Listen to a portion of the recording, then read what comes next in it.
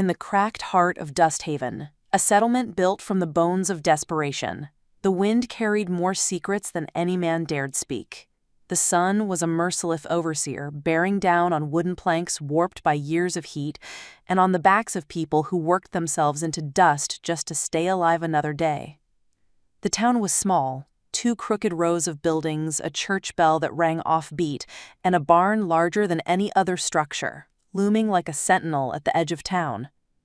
It was inside that barn that fate tightened its cruel grip on a young woman named Lyra Mayhew. Her belly was round with child, her breath shallow with fear. She had been tied to the crossbeams high above the hayloft, her wrists bound in coarse rope that bit through skin and made her fingers swell purple. Her legs dangled, her back pressed against the hard timber, every shift of her weight pressing her deeper into pain. The smell of hay was thick, cloying, but under it she caught another note: kerosene. It was not spilled by accident. The voices below were cruel, men who spoke of her as if she were less than human. The townsfolk had gathered in twisted ritual, a congregation of faces lit by lantern light and a collective hunger for someone else's suffering. They called her wicked for being with child out of wedlock, cursed her for being young and alone, blamed her for sins she had never named nor claimed. It was easier to bind her than to face the mirror of their own cruelties. Lyra's mind whirled, sharp and fractured. The baby shifted inside her, pressing against her ribs, reminding her that she was not alone, even if every soul in Dust Haven turned against her. Sweat stung her eyes.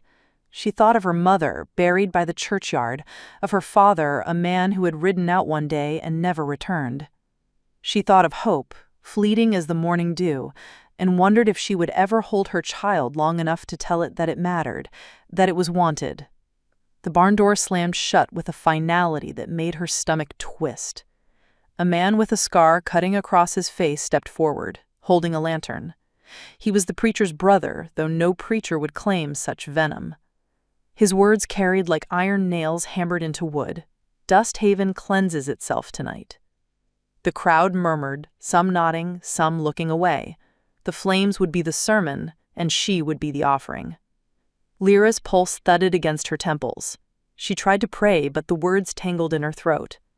Her wrists burned as she pulled against the rope, until blood slicked her skin. The barn creaked with the weight of what was coming. Outside, the wind shifted. It carried with it the sound of hooves, distant, deliberate. Someone was riding into Dust Haven, someone who had not yet learned that the town was a graveyard waiting to bury strangers. But sometimes the wind did not just carry trouble, sometimes it carried the answer to it. The rider was not yet seen, but Lyra felt it in her chest, the way a drowning soul feels the nearness of air. The lantern was lowered. Kerosene glistened on the straw. The preacher's brother sneered up at her. "Repent, girl. Repent before the fire takes you." Lyra's jaw tightened, her voice hoarse but steady. "I've nothing to repent. My child is not shame. My life is not sin. It's you who should fear the fire." The crowd stirred, whispers turning sharp. Her words were not submission, and that made them dangerous. Then the barn door groaned open on rusty hinges, and the wind carried in a stranger's shadow. A man stepped into the lantern glow, his coat dusted from the trail, his hat brim low. He said nothing, but his presence was enough to turn heads, enough to stall the preacher's brother mid-threat. Lyra's breath caught. Something had shifted. The night was not yet finished, but whether the stranger had come as salvation or damnation, only the fire would tell. Before we jump back in, tell us where you're from. If this story moves you, please subscribe. Tomorrow, I have a special story for you. The stranger didn't speak at first. He let the barn breathe around him, let the men below feel the wrongness of what they were about to do. Lyra felt that silence like a hand pressed gently over a wound, not to hide it, but to keep it from bleeding out too fast. Her arms burned, her shoulders were beyond pain. Her fingers had grown numb hours ago and then come back to life with pins and needles like a hive of bees. The child inside her rolled hard, as if reading the room and refusing to be still. Lantern light mapped the stranger's jaw in hard strokes. Road dust clung to the hem of his duster. The brim of his hat cast a dark, calm line across his eyes, and just under it, the kind of still gaze that wasn't empty but measuring, like he was moving columns of figures in his head, seeing what number of words could save a life and what number of seconds would force his hand. The preacher's brother, Malak Pike, with the scar that bent his upper lip so it always looked like a sneer, lifted the lantern a little higher so the stranger's face came clean into view. "You're interruptin' a town matter," Malak said, voice sweet with contempt. "Stranger law don't apply where community justice stands." The stranger took one step in, then another, boots finding the dark seams between swollen boards. He looked up, deliberately, to Lyra. Not past her, not around her. He found her gaze like people find water, grateful for it. That alone put a crack through the floor of her terror. When he spoke, his voice carried without forcing itself on the room. "What you're doing has a smell," he said simply. "Smells like kerosene and fear." A couple of the men glanced at their boots. Someone snorted.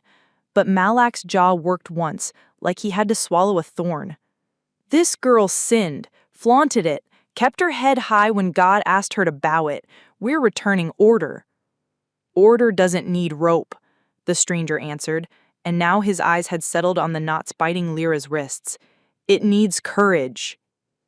Lyra's breath cinched tight in her chest. He was not pleading. He was setting a plank and asking them if they had the courage to walk it without falling into the dark place where men forget themselves. "You got a name?" Malak asked. The words were lazy, but his hand wasn't. It drifted subtly, the lantern tilting to wet the straw with brighter light, to glint off the slosh of kerosene pooled near a rickety crate. The stranger took off his hat as if entering a church, not because they deserved it, but because Lyra did. "My name's Gideon Rusk. I was riding past and heard a noise didn't belong to the night. Figured I'd see what you'd gotten wrong before you made it permanent." Rusk. Malak rolled the name in his mouth. "You a lawman, Mr. Rusk?" "No," a sliver of a smile. "I'm a man who knows fire and rope and what they do to a person's heart after." Someone near the back, a woman in a bonnet with fray along the brim, made the smallest sound. The kind that meant, "Yes, I know that too." Lyra caught that. The hope that sound gave her hurt worse than the rope. "You come to save a harlot?" Malak asked, aiming his words up at Lyra like stones. "That's what you think makes a man?" Gideon didn't rise to it. "I don't know her," he said, still looking at Lyra like he did. "But I know what you're about to do, and I know it'll live with you longer than you think. You'll hear the creak of that timber and smell this same stink when you wash your hands for supper and when you lay your head down. It'll catch you in the dark when your child cries. You'll look at him and see this rope instead of the cradle." "We've had enough talk," Malak snapped.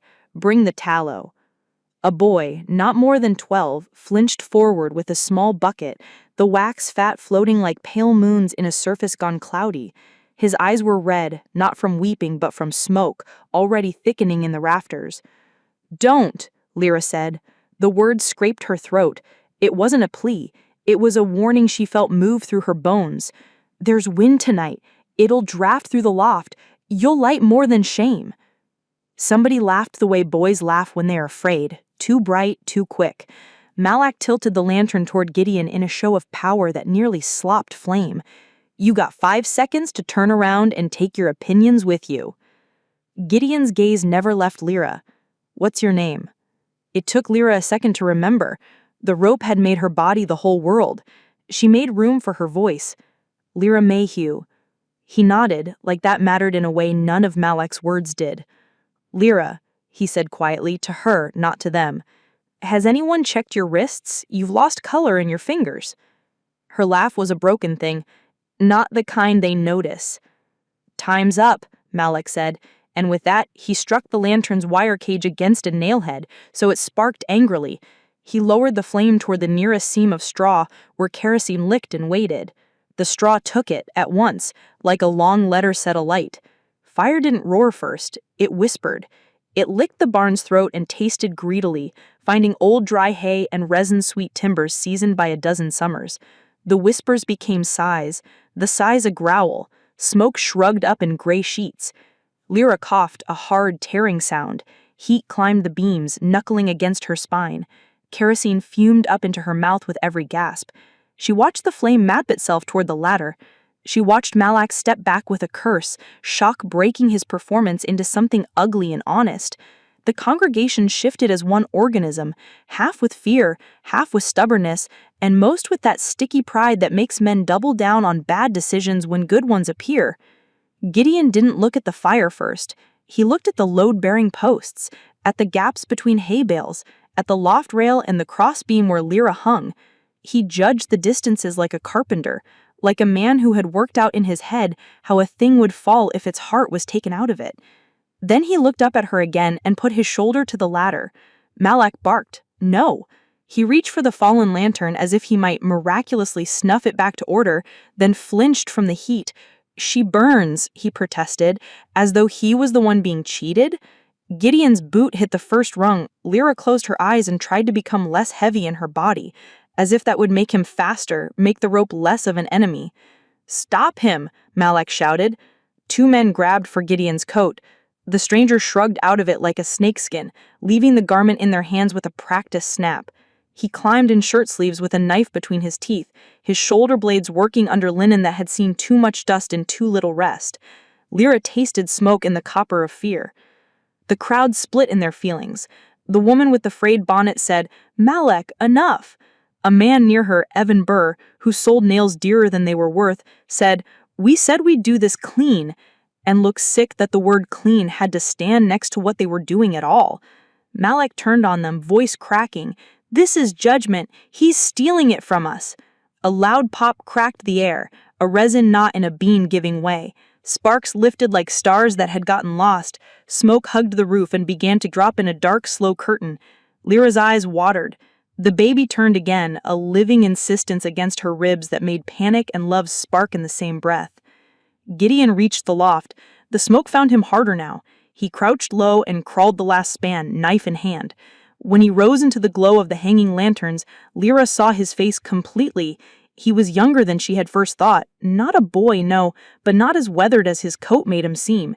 He had a quiet kind of fierce in him, the kind that didn't need to be seen to exist. Sweat traced the grit at his temple. He cut a look at her wrists and then at the knot, reading the rope like text. "Hold still," he said. "Not an order, a promise." She laughed again because she couldn't help it. "I'm trying to be the picture of still." The first slice was sure. The second was kinder than rope deserved. Lyra felt the line ease a fraction and fight the rest. "Two more," he said, "then I'll catch you." "You can't," she said, not because she didn't believe him, but because the floor below looked very far away and her body felt full of iron. "I'm heavy with him." She surprised herself with the pronoun. In the smoke stem, she had not admitted it out loud, hadn't made the baby a shape beyond the pain and the shame. A boy. Naming the weight made everything under the ropes shake with want. "I've carried worse burdens than a life," Gideon said. It was too careful to be a line and too earnest to be a lie. His knife moved, the rope grated. Below, Malak's voice rose into a fury that was starting to sound frightened. "If you climb down with her, Rusk, you answer to me." "If I climb down with her," Gideon said, voice low, cutting, "I won't be answering to you at all." The diminished lantern light found his knife again. He set the blade, then paused, eyes flicking to the roof. Lyra heard it, the subtle sound the barn's rib makes when it starts to warp. The creep before the groan. She had grown up here, stacking hay, running hands along boards to feel where splinters waited for the unwary. She knew the language of this place. The roof didn't like what was happening to it.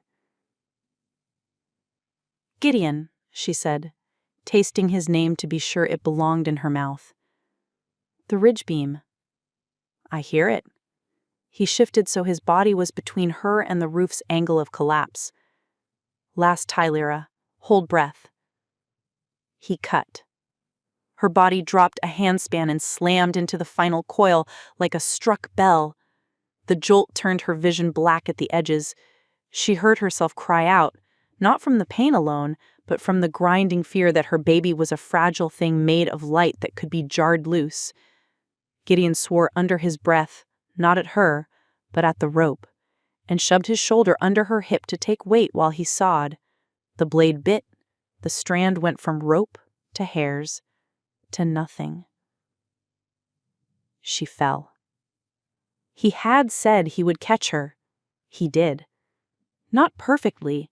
No human arm could make that claim, but enough that she didn't break.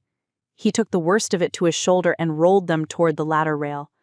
For a heartbeat, his breath hammered in her ear, and she tasted another person's life, the salt of it. The knife clattered and was gone, swallowed by the hay. "Easy," he said, voice roughened by dust. He shifted her weight against the rail, braced his feet, and shouted down through smoke, "Get clear!" Nobody moved. Fire had its own argument with a crowd. It made heroes out of cowards and fools out of men who otherwise would have been steady. Malik looked up, the scar on his lip bright as a cut. Rage and something else, something dented and boyish, warred in his eyes. "You put her down," Malik commanded, as if the rope still had a say. "You brought this blaze. You'll answer for it." "The blaze is yours," Gideon said. "The answer will be too." He looked back to Lyra, and the set of his jaw changed as he took in the redness in her mouth and the way her breath was starting to catch. Too shallow, too fast. "You're breathing for two?" "Yes." And the word muzzled the barn for a second. Some of the men lowered their eyes. The woman with the frayed bonnet began to pray under her breath, not for the town's reputation, not for fire insurance, but for a human being. "Then we go now," Gideon said. He lifted her the way one lifts a sack of grain only if the sack contains a crown. Carefully, like weight isn't the same as worth. The ladder spiked down into heat. The first rung burned his palm. He didn't swear this time. He shifted to grip the side rails and let himself descend with his body leaned backwards so Lyra's feet wouldn't graze the ladder's teeth. It was awful, and slow, and exactly right. The smoke dropped lower, thickening like a ceiling made of night and knives. Lyra coughed until stars peppered her vision. The baby kicked, a furious drum, then settled with ominous stillness. She pressed her lips to the shoulder of Gideon's shirt and felt how hard he fought to keep his breath even. "Halfway," he muttered. It wasn't reassurance. It was a measurement he needed to keep panic from becoming its own kind of fire. A crack raced along the ridge beam, loud enough to make every head jerk up. The sound did not stop. It writhed across the barn's spine like a snake, breaking its back inch by inch. Sparks seethed in a column that chimed like bells. The heat wasn't a thing now, it was a world. "Get out!" someone finally shouted. The congregation broke with the obedience of animals when the fence opens. Men who had come to witness a burning bolted for the door, shoving so hard that the doorway jammed and then spat them through in a rush. Malik stood his ground because his anger had no legs to run on, only claws to cling with. He handled his pride like kindling, feeding it when the flames lit closer, as if it would protect him. "Give her to me," Malik said, suddenly noble in his own mind. "I'll bear her out, and you can answer for your interference. You'll put her back where you need her to justify yourself. We both know it." "Then you'll die with her," Malik roared, and with that he kicked the ladder off the loft and into the open air. For a heartbeat the world hung between one fall and another. Gideon's hands snapped tight on the side rails, his shoulder bunched. The ladder slipped, screamed against wood, then caught with two rungs braced against a hay bale half anchored at the base. The jolt tore a cry from Lyra. Pain spiked from her abdominal in a cramp that was not fear.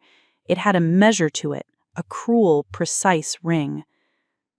"Hold me," she whispered, not to be weak, but because sometimes strength is knowing exactly who to ask. Her fingers found the edge of his shirt and fixed there. "I've got you," Gideon said, and she believed him because his voice didn't hop or skid, it ran straight. He took the rest of the descent as if the ladder might gel and turn to water at any second. When they reached the ground, he pivoted, keeping his body between Lyra and the main fall of sparks. The door was a rectangle of night crowded by retreating men. The air there was less murderous. They didn't make it. Malik did not step aside. He stepped into their path and drew a pistol, a polished little thing that liked its own reflection. He held it low and cocked it with a twitch of his thumb, the muzzle now aimed at Gideon's chest, now at Lyra's belly, as if the choice delighted him. "Put her down," Malik repeated, as if the rope still had a say. Lyra felt Gideon go still, not weak, not indecisive, still the way water goes still before it boils.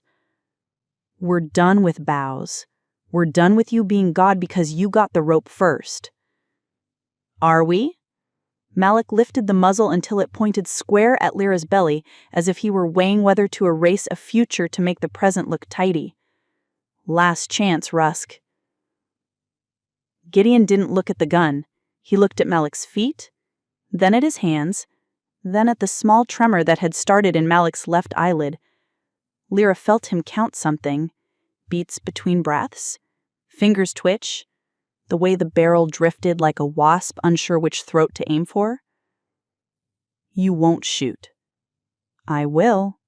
"You won't," Gideon repeated, "because if you were going to, you already would have. And because you finally put your own name on this. Not the town's, not God's. Malik Pike is about to shoot a pregnant girl. Say it."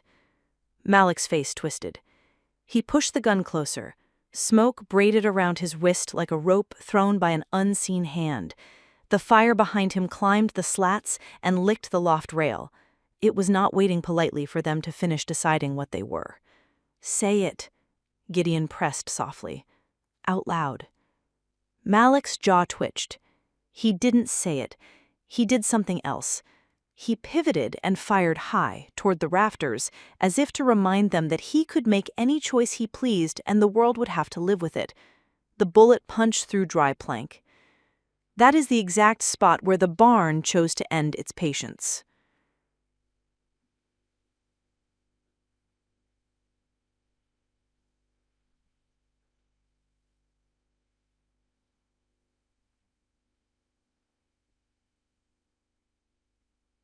They reached the street. Dust Haven, such as it was, laid itself out in 2 rows that pretended to be order and turned into something like a wound under firelight. The blue shutters Lyra had named were closed. The window behind them glowed with candlelight.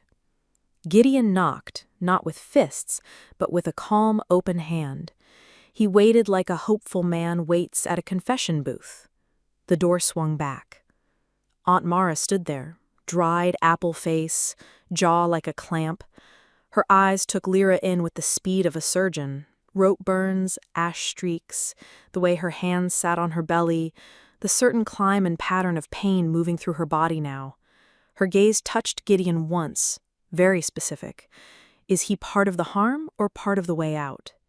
She decided quickly. "Inside," Aunt Mara said, and the word was a gate opening. Gideon helped Lyra over the threshold. The small front room smelled of ironed cloth and boiled milk. A quilt lay folded on the back of a chair, as if the day had expected someone to need it, but not like this. The church bell clanged once in the distance, out of time, offended by the night's disorder, unsure whether to call men to prayer or to buckets. "On the bed," Aunt Mara said, and her voice lost its rough.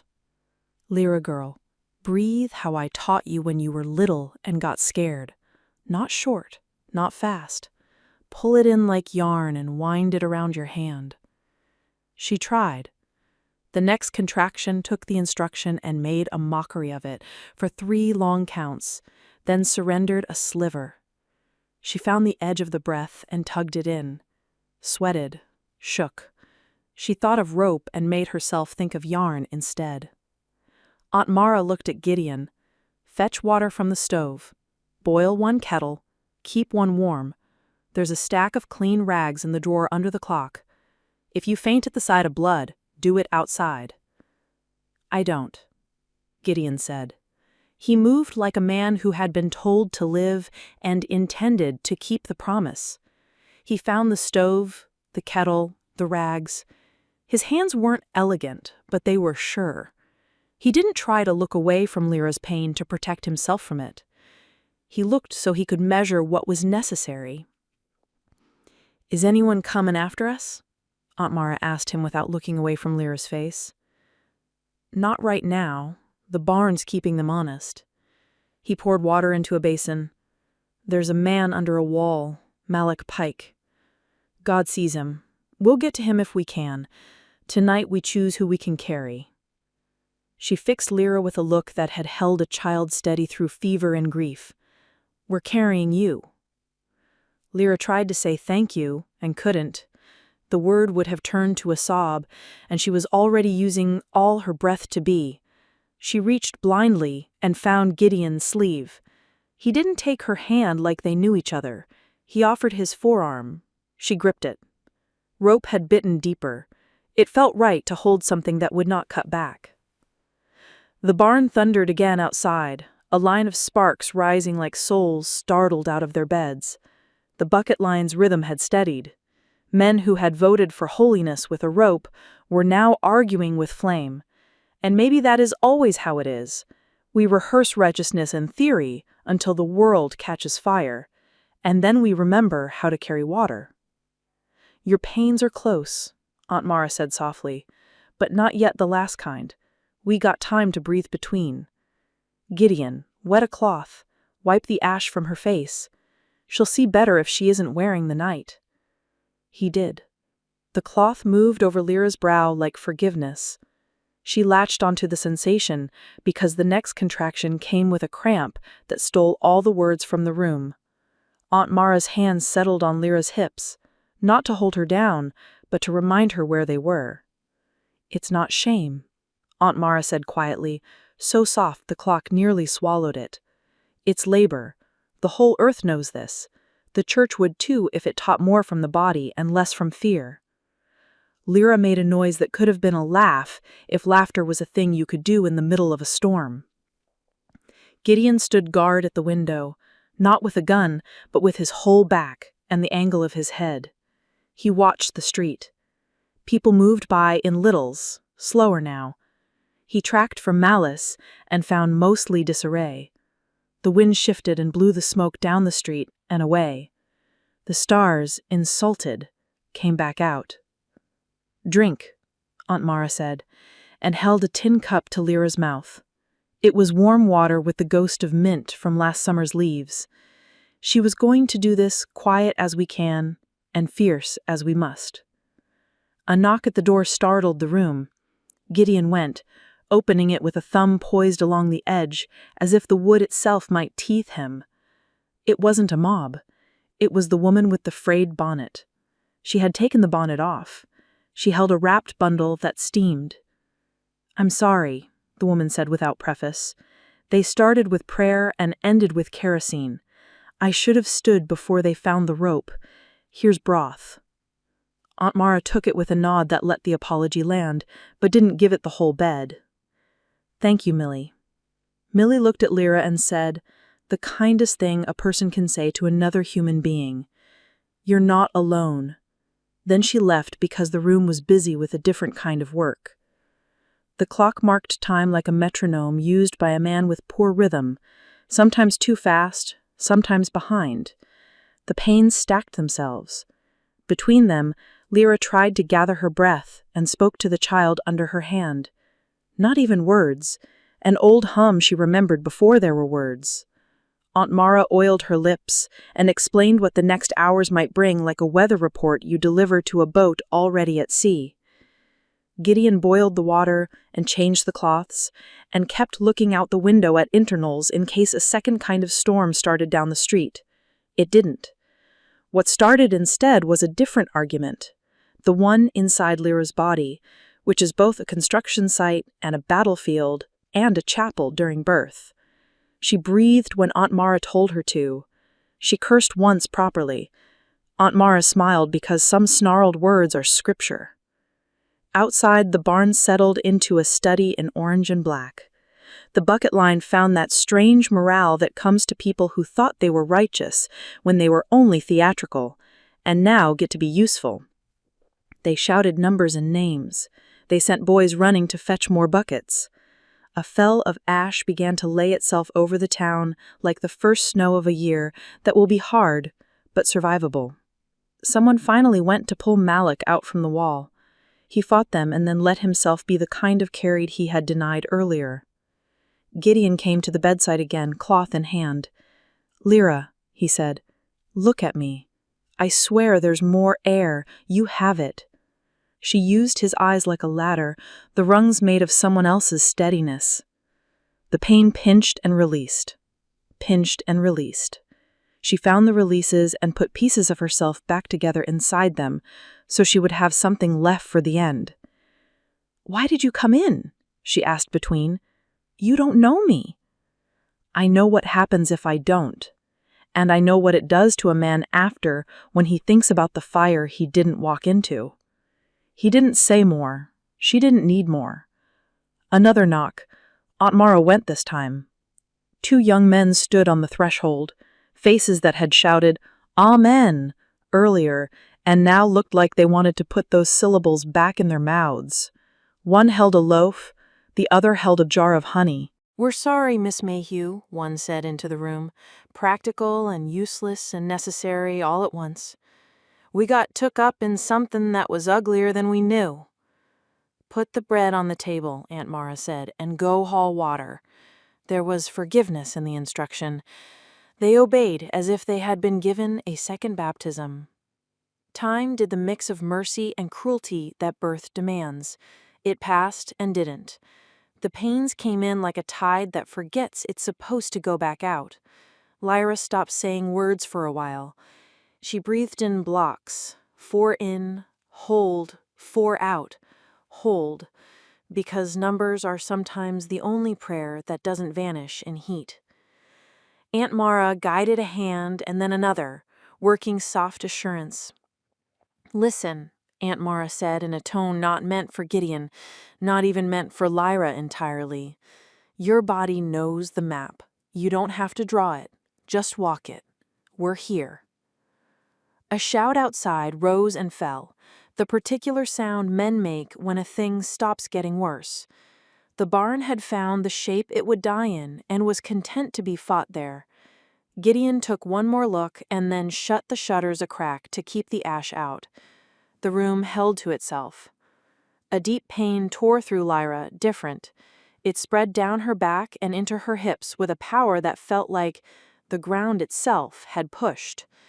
She made a sound that wasn't a word, but made everyone in the room take their next breath seriously. Aunt Mara's eyes sharpened. "Now," Aunt Mara said, "Lyra, love, now we do it." Lyra bore down. There was no poetry in it. There was only the simple, appalling, holy work of opening.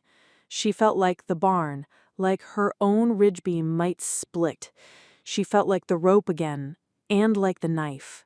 Then the pain let go and left her shaking. "Again," Aunt Mara said softly, "you're closer than you think." Lyra gathered herself from 1,000 bright points and did it again. She heard Gideon curse under his breath in a way that translated to prayer. She heard Aunt Mara tell her she was doing it right. She tasted iron.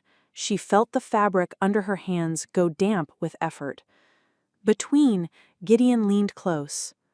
"Look at me," he said again, not because he needed her to, but because sometimes a person needs one thing that does not move. "You're braver than any man I've ever seen." "Then you haven't seen many," she panted. "I've seen war," he said, quietly. "This is harder." She didn't have the breath to argue and didn't have the pride to pretend she wasn't grateful for the witness. A crack in the night sounded different, closer, inside the house. It wasn't the barn, it was the front door latch turning without a knock. Gideon's head snapped around. He moved in a line from the bed to the door and put his palm flat against the wood. "Who's there?" he asked. His voice didn't lift, it flattened. A familiar voice slithered through. Open, or I put my shoulder to it. Malik. He had gotten loose. He had found his anger again as if it were a crutch he preferred to a cane. She's under my authority until the preacher says otherwise.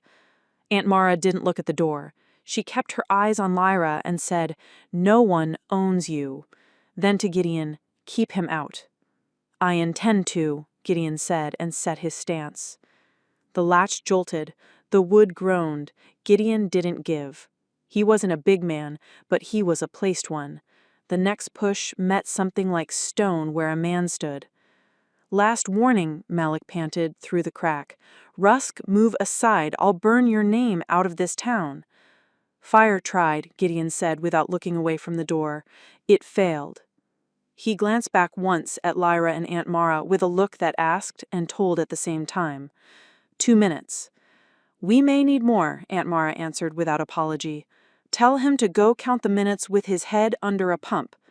Gideon smiled with half his mouth, the half also busy being a barricade. "You heard the lady," he called. "Go wash your face and your heart.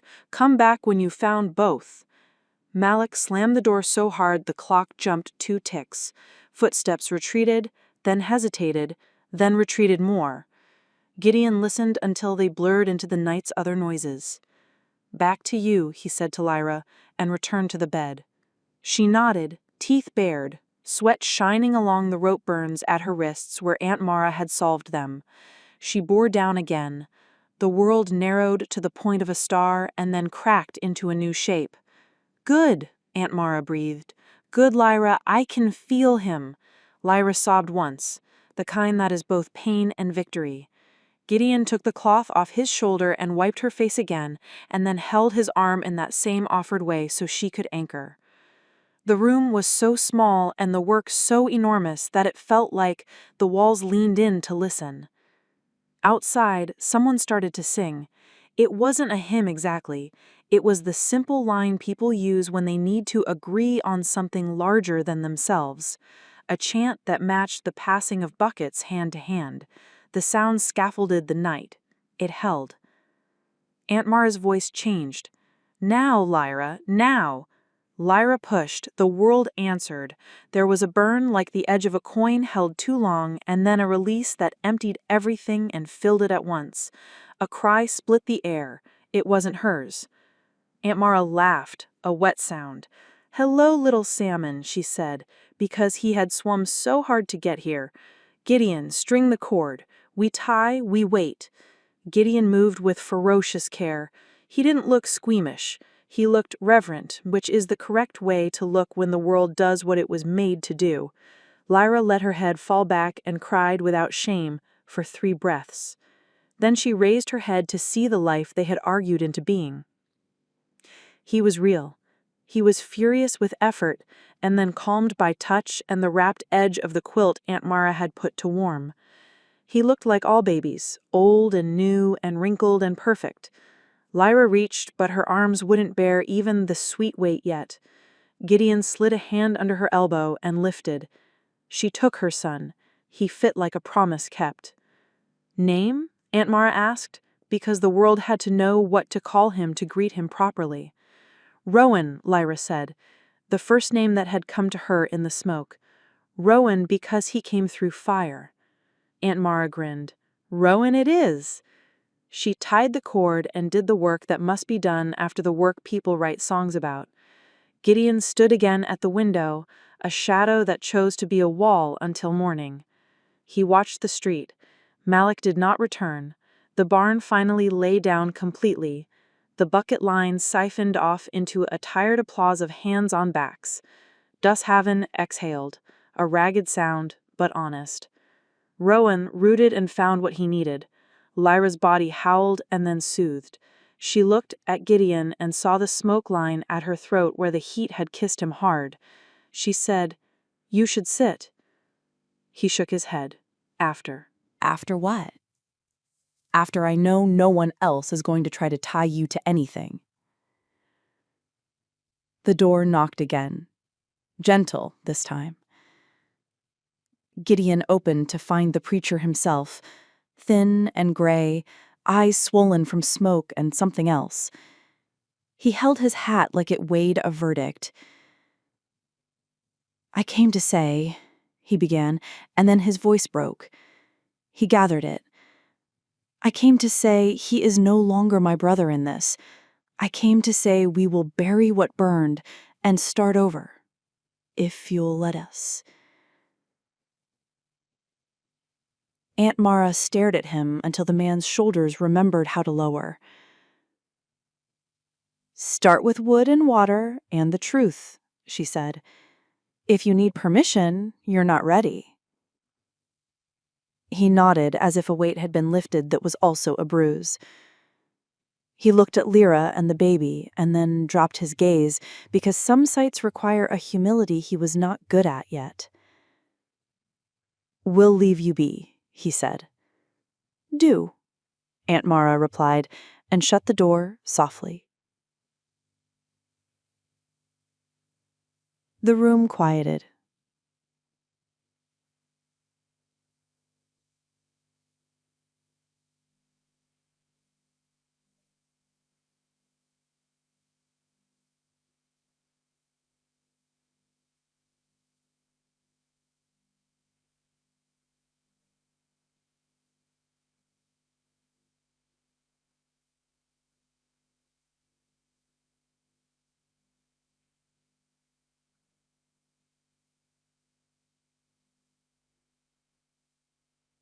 A scream rose so fast and so sharp it cut the night clean in half. Lyra felt it in her stitches of self, the places that had only just closed enough to hold. The sound angled through the seamstress's thin walls, through the pane of the small window above the work table, through her shoulder where she braced to stand. She had thought the world would quiet after a life arrived. She knew better now. Some nights add worlds, some split them. She crossed to the window, the baby held tight against her chest. The room still smelled like thread and starch, and the small, clean violence of birth. The seamstress, Petra Vale, had left water and towels and a wordless touch that said, "Here." Now Petra stood in the street below, a shawl wrapped around her shoulders and a pair of shears in one hand, like a sane person's weapon, staring toward the cottonwoods. Orange had learned a new direction. It licked the crown of the grove by the creek bend, then vanished, and then returned in a higher lick, like a tongue testing teeth. The scream came again. From the pitch sheds. Pitch was how Dusthaven wintered. Barrels of resin stacked rib-high, lids tarred shut, stored beneath the cottonwoods where shade kept them from softening. If fire took them, it would take more than one season. It would take pride. And men do worse things when their pride has been burned out of them than when their bellies have. "Hollis," Lyra whispered, before she remembered she didn't own the right to say his name like a prayer. The baby stirred and settled, and Lyra pressed a kiss to the soft place where skull joined hair. "Juniper," she tried, quietly, as if asking permission. The name tasted like the first thing she had noticed about Hollis. Juniper in his coat, road scrubbed clean. It also tasted like a thing that grows in bad soil because it has decided to. Juniper. Junie. The syllables returned to her like agreement. Footsteps pounded up the stairs. Lyra turned, shifted Junie against her, squared her shoulders against whatever the next black shape would be. Petra burst in, with 3 other women behind her, Tansy, who cooked at the boarding house, Mira, who scrubbed floors and gossip off the church, and old Sal, who wasn't old by any god's clock, but earned the name by outliving most of Dusthaven's certainties. "We're here," Petra said, breathing fast, eyes bright with something that wasn't panic, because panic flails. This was intent. "We bar the door, we wet the curtains, we keep you from lifting anything heavier than the truth." "I can stand," Lyra said. It felt important to name the ground under her feet before anyone tried to make it kinder than it was. "Good," Sal said. "Standing helps with staying." She thrust a bucket into Mira's hands. "Water the sills. Fire's got opinions tonight." They moved with the economy women learn from doing 3 urgent things at once for most of their lives. Petra checked Lyra's bleeding with a glance and a gentleness that made Lyra want to cry all over again. Tansy set a pot on the stove and made tea as if tea had ever fixed a town. Mira soaked cloths and pressed them against the window casings that never expected to be a battlefield. Sal rolled her sleeves and planted her boots and watched the stairs as if stairs were a road where trouble comes on a schedule. From the street came the clatter and rush of men who had discovered purpose. Buckets, shovels, shouts. Somewhere in that river was Hollis March. He felt him in the town the way you feel a bass note you can't hear. Your ribs know it, even if your ears don't. "Name?" Petra asked, glancing at the child. "Juniper," Lyra said, voice steadier than she felt. "Junie." Petra's mouth softened at the edges. "That will do," she said, and Lyra's heart did a strange small thing because a woman who stitched other people's names into their clothes for a living had said so. Junie rooted, found, settled. The sounds she made were fierce and pragmatic and complete. Lyra laughed out a breath that didn't have room to be a laugh. "She knows what she's doing," she said, as if anyone in the room had doubted it. "Teach men," Sal grunted, glaring out the window. "Town's about to find out, one way or another." The next scream wasn't human. It was the sound pitch makes when heat has convinced it to change its mind about being still. Hollis hit the cottonwoods at a lope, lungs burning from what they'd already done and ready to burn for what came next. Men and women had gathered in a ragged semicircle, as if the fire was a preacher with a text they meant to argue. He didn't argue. He counted. He measured wind on the inside of his wrist, felt where it slid around trunks and backed on itself, tasted resin on his teeth. "Shovels to me," he said, and the people who didn't know him moved anyway because competence has a gait you can recognize in smoke. "Rakes here, wet sacks there. You," he pointed to the boy with the pipe, who had not put it down but now carried it like a standard. "Drop that and grab buckets. There's a ditch on the far side. Get it running." The boy darted, glad to be told to, gladder to be told how. Elijah Creed arrived from the other side, coat thrown over his shoulder, collar unbuttoned, looking like a man who had borrowed his body back from an idea and found it lighter than he remembered. "Tell me where to stand," he said, and something loosened in Hollis's jaw. That was the only permission he had needed. "Take 10 men," Hollis said. "Line 'em here." He dragged the toe of his boot through the leaf litter and ash and drawn out summer and cut a line down to clay. "We're buying a strip of earth the fire can't afford. Scrape to dirt, throw it back on the flames." Elijah nodded. "You heard him." His voice made the same sound it made on Sundays, but the words wore work clothes, and no one rolled their eyes. Somewhere behind the first rank, Abner Creed watched. He had wrapped his ribs in his grievance, and he held both, when he should have let one go. He didn't speak. He would later. Hollis moved. He could a fire break with the same focus he had used on rope earlier. Only, earth gives up differently than hemp. It resists first and then remembers the old agreement and yields. The first wave of flames hit the line he had made and crawled sideways angrily, looking for another route to righteousness. Hollis showed it none.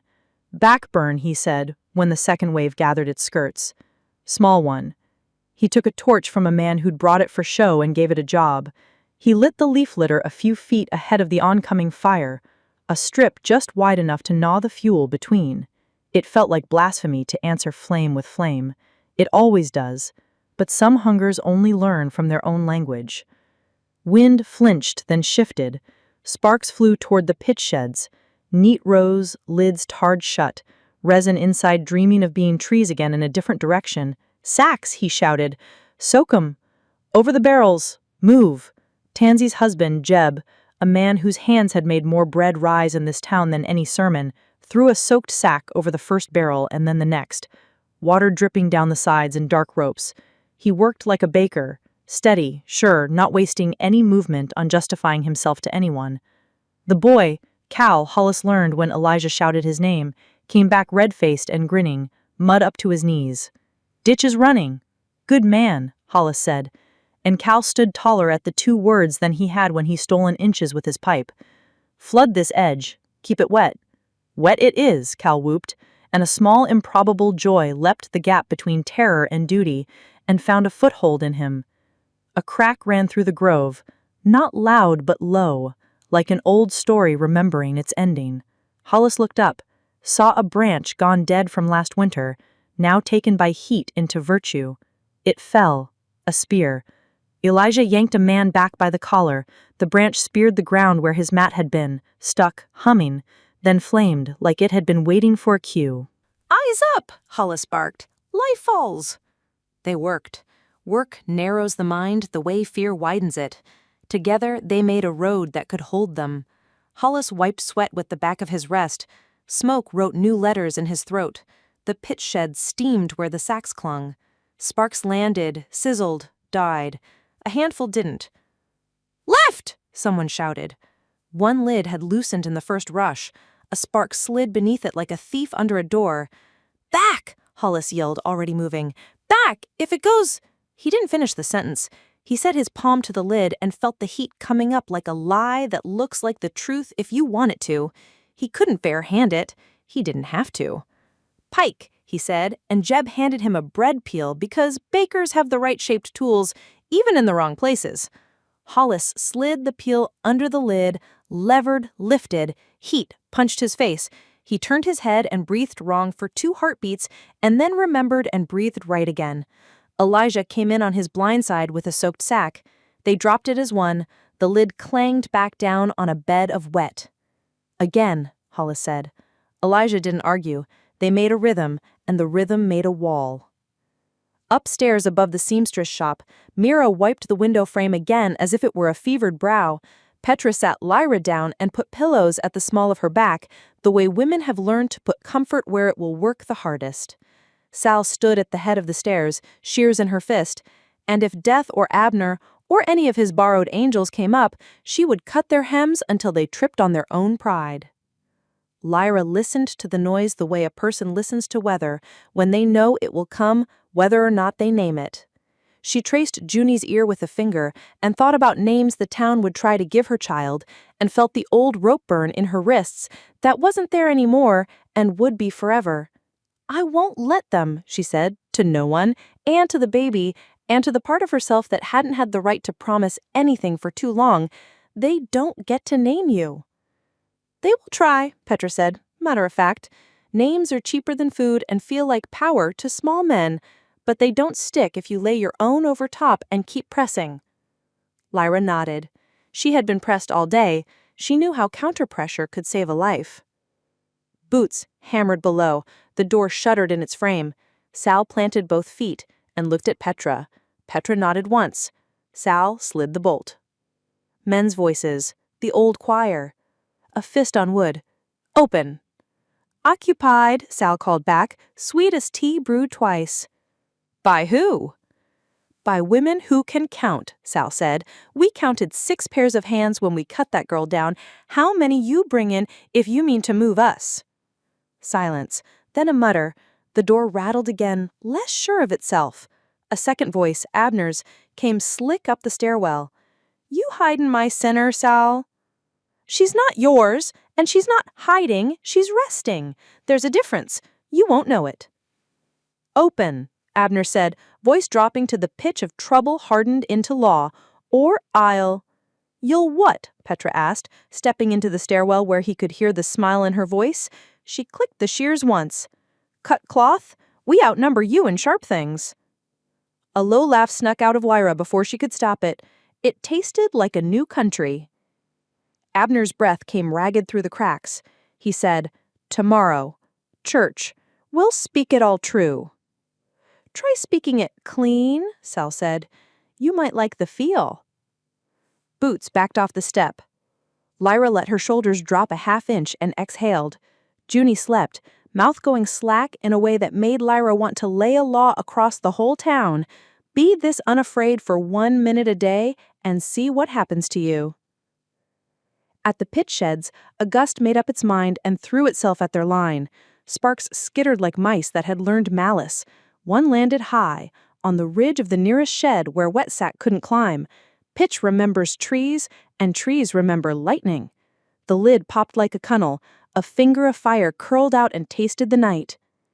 "Everyone back!" Hollis shouted, not because he was afraid, but because he was counting. "Back! To the ditch!" People obeyed. Fear obeys first. Respect keeps obeying when fear gets bored. Elijah stayed at Hollis's shoulder. "What do you need?" "Chain," Hook, and 3 men who know the difference between brave and suicidal. I know 2, he said, scanning. Maybe 3 if I don't ask his mother. He gathered them, Jeb, whose courage looked like patience until it moved, Cal, whose courage had been called disobedience until he gave it a job, and Harlan the blacksmith, whose arms held their own arguments. Hollis threw the hook, Harlan hauled the chain off a wagon, Cal dug his heels like a sapling trying to be a tree, and Jeb set the next decision of his life on his face. Steady. We loop and pull, Hollis said. We drop the barrel on its side and roll into the ditch. Water will eat what fire can't stomach. You let go when I say, or the lid blows your head off, and I don't want to meet your ghost tonight. Cal swallowed. Yes, sir. His voice broke on the sir, but it held. They loped out into the hazard. Heat pressed against them like a crowd that didn't like them. Hollis swung the hook. It caught the iron rim. Harlan leaned into the chain. Jeb braced. Cal pulled with everything he owned and 3 things he didn't know he owned yet. The barrel lurched, teetered, thought better of it, then remembered gravity. It rolled, groaning. The lid belched flame. Elijah was there with a soaked sack like a benediction even he believed. They drove the barrel into the ditch and water seized it like an argument presented with evidence. Next, Hollis said. The line moved. The fire watched, puzzled that men had remembered language it thought it had burned out of them. A man at the edge, Rusk, who had once thrown a boot at a stray dog and now avoided the dog's street, grabbed Hollis's arm. And why are we listening to you? He demanded, loud enough to make his fear look like principle. You're not from here. He looked at him, breathing hard, smoke making a road out of his voice. Because you want your house in the morning, he said. You want to keep paying for your mistakes on a schedule you can stand. You want a way to think of yourself that doesn't make you flinch when your child learns to talk. You do what you want, but if you do what I say, that'll be more likely. Rusk opened his mouth to get mad at the accuracy and then closed it because he felt the wind shift again, and hollering at competence is a luxury best saved for calm days. They rolled another barrel, and another. The grove breathed smoke and steam, clouds laying their heads down on the cottonwoods like exhausted cattle. The backburn held its line like a man who'd forgiven himself too late and decided to do the right thing anyway. The pitch sheds hissed like sinners learning to bathe. Abner stood far enough away to be safe and close enough to be seen and counted to himself the number of shoulders that had turned toward Hollis when it had mattered. He kept a ledger. Men like Abner always do. They call it memory when they mean grievance. Enough, he shouted suddenly, as if authority could be reclaimed by volume. Back to your homes. Let it burn what it burns. God sorts. God sorts a lot of things, Elijah called back, sweat cutting clean lines through soot on his face. Tonight, he's sorting you.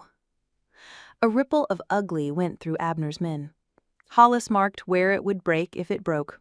He filed it in the same place he kept the sound of rope parting. "Last barrel!" Cal yelled, voice almost cheerful from the particular delirium work can bring when you get to do it right in front of your own eyes. "Hollis!" The barrel shifted before the hook could catch. It went sideways, bounced off another, and cracked a stave. Resin, thick and sullen, sloshed into flame. Fire screamed. The world took a step backward. "Back!" Hollis barked, shoving Cal hard enough to bruise the boy into safety. Heat slapped him full in the face and tried to kiss his eyebrows off. He ducked, lunged, and the next breath tasted like pennies because he'd singed the inside of his mouth learning to speak in this language too. "Blankets!" he croaked. "Smother, not water." Water makes pitch spatter, and men who don't know that learn fast and remember slow. Jeb threw his body into the blanket. Harlan laid his weight across the other side. Elijah pressed down on the middle, fearless in the way a man can be when he's just discovered shame and doesn't want to ever meet it again. The resin guttered, fought, then let the smothering do what it was made to do. The flame lay down with a sound like a sob and died on its back. Hollis sat back on his heels and laughed once, raw. "You did it," he said to everyone and no one, and the grove breathed as one thing for the first time in a long time. In the seamstress's room, quiet unrolled its spine. Petra put a hand on Lyra's shoulder and felt the new mother's tremors the way a farrier feels a horse's withers. Respect, not pity. "You shake because you're still being made," Petra murmured. "We'll keep you while you finish." Junie snored. It was the smallest sound Lyra had ever heard that could still be called proof. Mira leaned on the sill. "Wind's easing," she said. "Fire's sulking." "Fire'll sulk all the way into another town if we let it," Sal said. She had not left the stairhead. She clicked her shears once like a rattler tests its rattle after a long nap. "There'll be an accounting." "Tomorrow," Mira said, thinking of the church and Abner and the way words can still make a mob even after their arms are tired. "Tomorrow," Lyra echoed, and the word tasted like iron. "Tomorrow.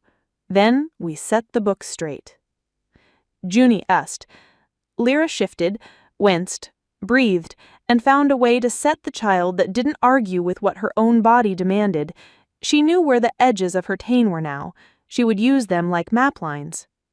Outside, hoofbeats drummed. The last of the volunteers from the North Farms, late but not unwilling, voices swelled and then decanted into quiet. Lyra lowered her forehead to Junie's and closed her eyes, and for the first time since the rope had parted, let herself picture a morning in which the first sound she heard was the baby's breath and not a threat. The picture held for 3 heartbeats. A cinder, thrown high from the dying barn, chose its own country. It arced above the seamstress's roof, went to sleep black in the gutter, and then woke when a windlet found it and asked if it wanted to be a story again. It said yes. The first lick of flame on the seamstress's shingles was small enough to be mistaken for a trick of light. Mira saw it and did not mistake it. "Sal," she said quietly careful. "Roof." Sal moved before the last letter landed. She took the stairs like a woman who had argued gravity into a coworker, snatched the bucket from Petra's hand, sloshed it hard at the window to wake the wood, and then set for the ladder out back. "Keep her seated," Petra told Lyra, already tying her skirts up at the knee. "If you stand, you bleed more than you can afford. We'll climb, you will not. I can. You can love that child and let the rest of us love you by doing everything else. Stay." Lyra stayed because staying is a kind of courage too, and because Junie had found a patch of shoulder that smelled like home and had set her entire future on it. The first bucket hissed on the roof. The second didn't reach because a breeze caught it and laughed. The third reached and argued. The ember laughed back. It is hard to reason with a thing whose only verb is take. Petra reached the roof and planted her feet and threw water with the back of her shoulders. Mira climbed after and used a blanket to smother what wouldn't listen to water. The ember skittered like a beetle toward the eave. Sal came up on the other side and trapped it, like a woman catching lies in a corner and not letting them out until they admitted what they'd done. "Ha!" she barked, vicious pleasure in being first on anything that wanted to make her small. Inside, Lyra felt something slacken in her gut. Relief, or the next wave of a body still riding seas. She closed her eyes and felt the weight on her chest and let herself think Hollis's name again. Hollis. The syllables were 4 planks laid across running water. You could cross if you stepped where they told you. At the cottonwoods, men and women unwound from their work like ropes, slowly remembering slack. The last barrel hissed itself to sleep. Hollis leaned his forearm on his knee and tried to put his breath into a pattern fit to speaking to a person in a small room instead of a fire in a large grove. Elijah spit black into the dust and wiped his mouth with the back of his hand, like a man learning a new gospel. "You saved more than sheds," he said. "I counted," Hollis said. Elijah nodded as if that explained everything. "You'll come in the morning," he said, not as a preacher asking, but as a man who had found the edge of his courage and wanted to set a chair on it and invite someone to sit with him. Abner drifted in, ribs strapped, hate polished. "Fine show," he drawled. "Heroics look good in lamplight." "Go home, Abner," Elijah said, tired down to his 10th vertebrae. "Sleep. Or better, don't. Sit up and talk to your God about the rope in your hands tonight. Ask him why he didn't take it from you." Abner's mouth was a knife without a handle. "Tomorrow," he said softly, "we talk about which women belong to the town and which belong outside it. We talk about the child of sin. We talk about men who ride in and tell us our names. Tomorrow we talk about the men who kept their mouths closed while a girl burned," Elijah said, and Abner's mouth did a thing it hadn't done in years. It stopped moving without an audience. Hollis had already turned away. Cal fell in beside him like a shadow that had decided to choose his man. "Mr. March?" the boy asked, tripping on the name a little in his eagerness. Did you see how I saw. You did work." Cal beamed. "I ain't lettin' Abner talk tomorrow," he said, fierce in the way of young men who have finally gotten to put their hands on the right lever and felt the world move. "You'll stand up," Hollis said. "You'll say what you saw. You'll keep your voice the size of a fact. You don't need to be loud. People hear quiet they can test against their own nights." Cal nodded, chastened and elevated at once. "Yes, sir." He hesitated. "You going to the seamstress?" Hollis didn't answer. He didn't need to. Cal grinned like he'd been allowed to be useful twice in one night and ran toward the ditch to see if it needed to be convinced to stay put. Lyra dozed. It wasn't the sleep of anyone sensible. It was the small fall you take when your bones are more tired than your mind, and your child is warm, and there is a woman with shears between you and the thing that wants you. She woke because the room changed. It took her a second to understand how. Noise had stopped. It was the kind of silence that means the next sentence will be written with something heavier than ink. "Sal," Lyra called, low so as not to wake Junie. Sal didn't answer because Sal was outside on the roof, finishing the work of telling a coal to mind its manners. Petra leaned in from the window and gave Lyra the answer without words. Trouble at the street. Men had gathered again, not as many as before, but enough to feel like a test. They stood in the wide, at-ease stance of men who want you to think they worked hard for what they have, even when what they have is grievance. At their center, Abner Creed held a lantern high. The light made his scars deeper and his eyes meaner. Elijah stood between the men and the door below, arms spread not in sermon but in refusal. "It's late," Elijah said. "Go home." "Just come to bless the child," Abner said. "Ain't that your job?" Elijah's mouth twitched. "I'll bless her in the morning. Tonight I'm blessing my town by keeping it from making a mistake it already half regrets." Abner tilted the lantern and the flame leaned toward arrogance. "You can't keep a whole town from its talk." "I can keep it from its torches," Elijah said, voice like a door that hasn't swung in years learning its hinge again. "Lay down the lantern, Abner." Abner laughed, and the men did too, because some men think laughter is a blade. "Make me!" A bootstep sounded behind them. Hollis. He didn't take the lantern. He took the moment. "Abner," he said, plain, "go home." Abner's head turned a fraction. The lantern shook a hair's breadth, enough to let the fleen show what it wanted. "You back to cut more ropes?" Hollis looked at the faces over Abner's shoulders and counted who would go which way if the first hand moved. He counted, too, the women at the edge of the crowd, shawls tight, eyes wide, the ones who had pulled husbands by their sleeves into the bucket line and now needed someone to make their men as tired as they were. "I'd rather cut your sermon, but I'd settle for your night." Abner lifted the lantern higher, as if illumination could make him bigger. "You don't own any of this." "Neither do you," Hollis said. "It wasn't bravado, it was bookkeeping. Put it down." Abner's mouth opened for one more sentence and closed on a different one because something at the edge of his vision moved the way a thought moves when it's had enough of being ignored. A glow along the seamstress's eaves, small and insistent. "Roof!" someone cried. Hollis and Elijah both turned. Petra's silhouette was sharp against the skyline, arm outstretched, bucket tipping. The ember that had lain down earlier had changed its mind. It had found a new seam in the shingles and whispered to it until it opened. "Water line!" Hollis barked, already moving. The men who had come for a show got a job instead. The ones unwilling to work scattered. Abner stood in the lee of the lantern he had made his authority and watched other men do the thing that makes authority unnecessary. Hollis took the back stairs 3 at a time.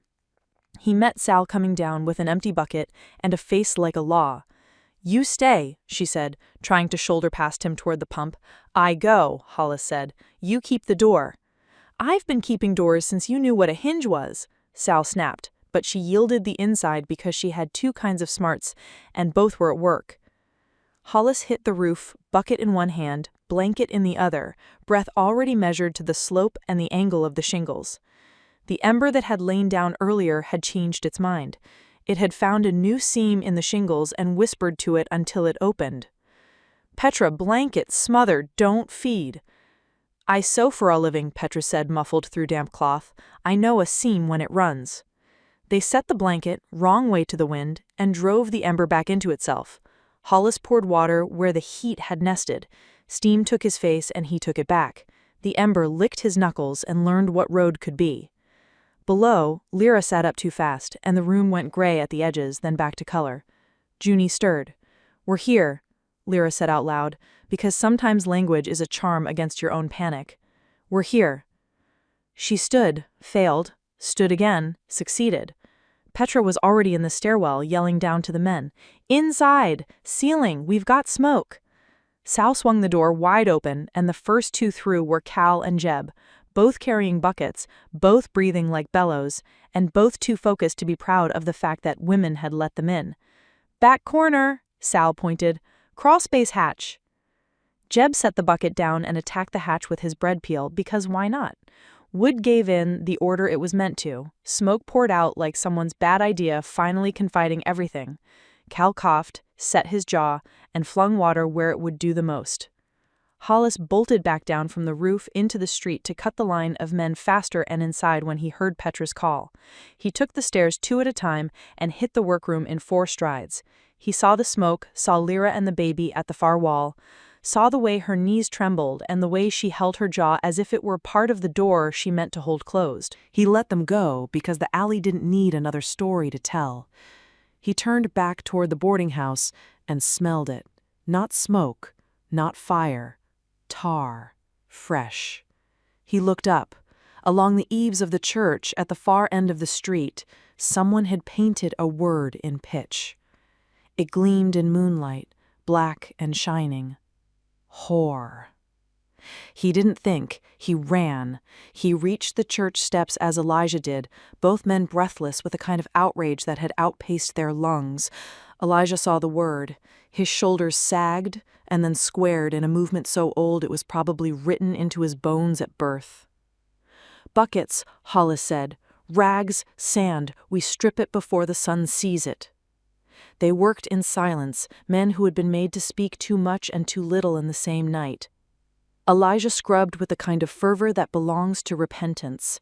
Hollis scoured with the kind of focus that belongs to men who pick locks and save lives with the same set of tools. The pitch lifted slow. It always does. It left a shadow. Words do. But shadows are the right size for killing later. The sky thought about light. Birds tested their throats and found them fit for use. Somewhere a woman cracked a crust of sleep off her pan and started coffee because if you don't start coffee, you'll start something worse. Hollis leaned back and knuckled the grit out of his eyes. Elijah wiped his hands on his shirt and didn't care. The word was gone, mostly. The shadow would freight the morning and would be addressed by noon, or not at all. "Tomorrow," Elijah said, and this time it sounded like a vow instead of a threat. Hollis nodded. He looked down the street toward the boarding house. He could see the window where Lyra slept and the exact place where he would stand if he meant to watch her, and never be seen. He did not stand there. He went back inside because men also learn.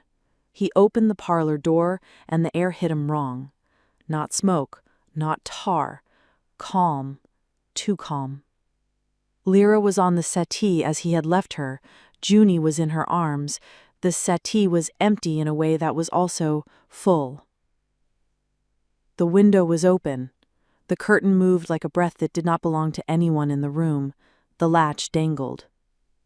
Hollis crossed the floor in 2 strides that made no sound at all. He looked out into the alley. Lamplight made a brief, careful map, scuff on the sill, footprint in dust, a smear on the outer wall that had nothing to do with smoke and everything to do with kerosene fingers. From the far end of the alley came a sound like someone carrying something heavier than they had expected and telling themselves they could. "Hollis!" Petra's voice from the hall, low, wrong, already knowing. He didn't answer. He swung himself through the window into the alley and took off after the sound, heart stuttering once at the thought his mind refused to finish, boots finding the ground before his fear could. He turned the corner at a run. A shadow disappeared around the pitch-black backside of the livery.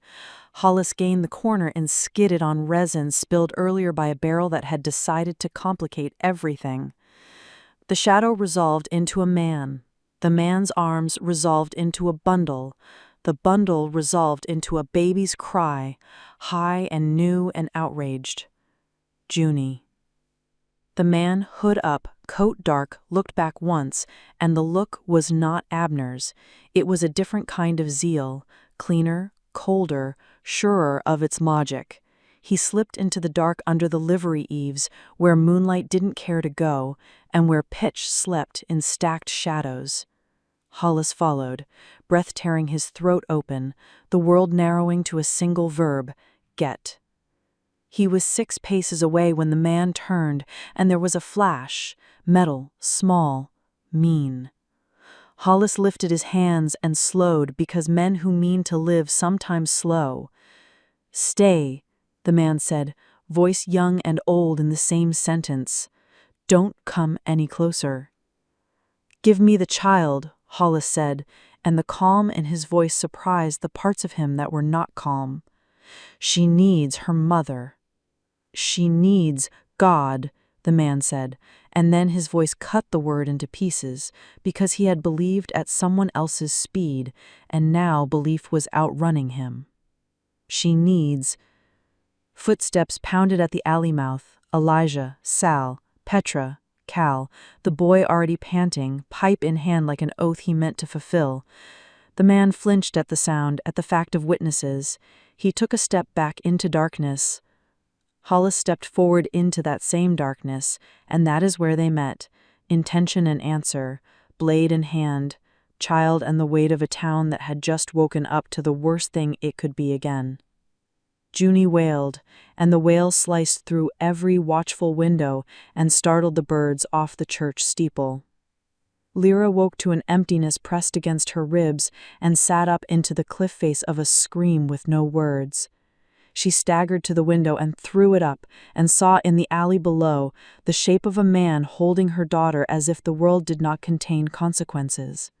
She didn't think, she didn't call, she didn't bargain.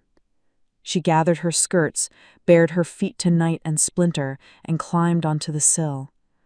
The ledge bit her feet, and from below someone shouted her name. And then the lintel above her head cracked. He let them go because the alley didn't need another story to tell. He turned back toward the boarding house and smelled it. Not smoke, not fire, tar, fresh. He looked up. Along the eaves of the church at the far end of the street, someone had painted a word in pitch. It gleamed in moonlight, black and shining. Whore. He didn't think, he ran. He reached the church steps as Elijah did, both men breathless with a kind of outrage that had outpaced their lungs. Elijah saw the word. His shoulders sagged and then squared in a movement so old it was probably written into his bones at birth. "Buckets," Hollis said. "Rags, sand, we strip it before the sun sees it." They worked in silence, men who had been made to speak too much and too little in the same night. Elijah scrubbed with the kind of fervor that belongs to repentance. Hollis scoured with the kind of focus that belongs to men who pick locks and save lives with the same set of tools. The pitch lifted slow. It always does. It left a shadow. Words do. But shadows are the right size for killing later. The sky thought about light. Birds tested their throats and found them fit for use. Somewhere, a woman cracked a crust of sleep off her pan and started coffee because if you don't start coffee, you'll start something worse. Hollis leaned back and knuckled the grit out of his eyes. Elijah wiped his hands on his shirt and didn't care. The word was gone, mostly. The shadow would freight the morning and would be addressed by noon, or not at all. "Tomorrow," Elijah said, and this time it sounded like a vow instead of a threat. Hollis nodded. He looked down the street toward the boarding house. He could see the window where Lyra slept and the exact place where he would stand if he meant to watch her, and never be seen. He did not stand there. He went back inside because men also learn. He opened the parlor door, and the air hit him wrong. Not smoke, not tar. Calm, too calm. Lyra was on the settee as he had left her. Junie was in her arms. The settee was empty in a way that was also full. The window was open. The curtain moved like a breath that did not belong to anyone in the room. The latch dangled. Hollis crossed the floor in 2 strides that made no sound at all. He looked out into the alley. Lamplight made a brief, careful map, scuff on the sill, footprint in dust, a smear on the outer wall that had nothing to do with smoke and everything to do with kerosene fingers. From the far end of the alley came a sound like someone carrying something heavier than they had expected and telling themselves they could. "Hollis!" Petra's voice from the hall, low, wrong, already knowing. He didn't answer. He swung himself through the window into the alley and took off after the sound, heart stuttering once at the thought his mind refused to finish, boots finding the ground before his fear could. He turned the corner at a run. A shadow disappeared around the pitch-black backside of the livery. Hollis gained the corner and skidded on resin spilled earlier by a barrel that had decided to complicate everything. The shadow resolved into a man. The man's arms resolved into a bundle. The bundle resolved into a baby's cry, high and new and outraged. Junie. The man, hood up, coat dark, looked back once, and the look was not Abner's. It was a different kind of zeal, cleaner, colder, surer of its logic. He slipped into the dark under the livery eaves, where moonlight didn't care to go, and where pitch slept in stacked shadows.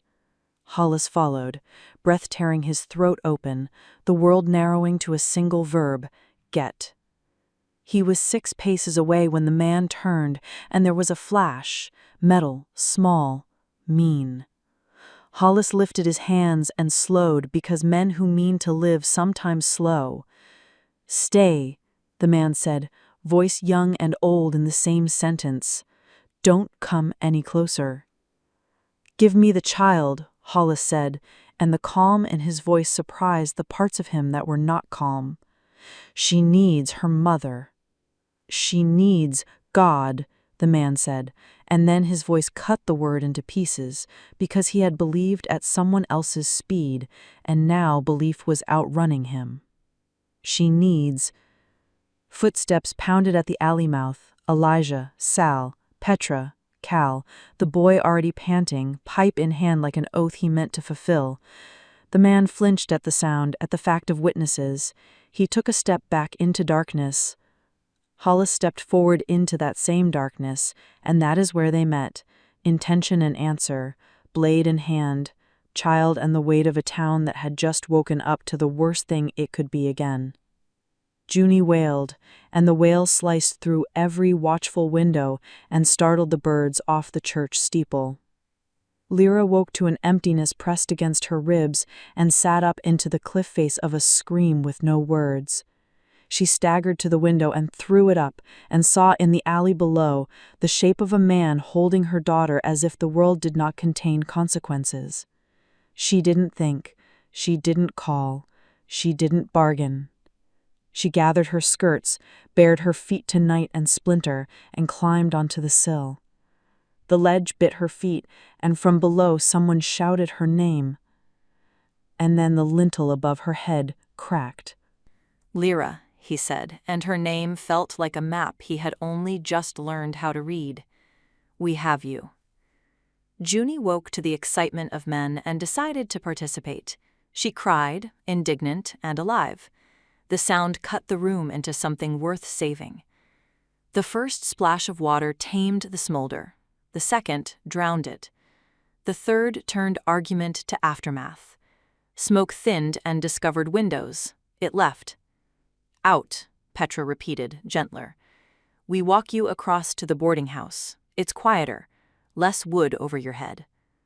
I can make it, Lyra said, setting her feet on the sentence like stones in water and trusting it to hold. She took one step, another. The room tilted away from her and then came back, loyal. Hollis stayed 3 paces off her shoulder, close enough to catch, far enough to let a woman carry herself across her own threshold. They reached the top of the stairs. Abner Creed stood at the bottom, lantern high, a ring of men at his back who had traded their buckets for empty hands and found those hands impatient again.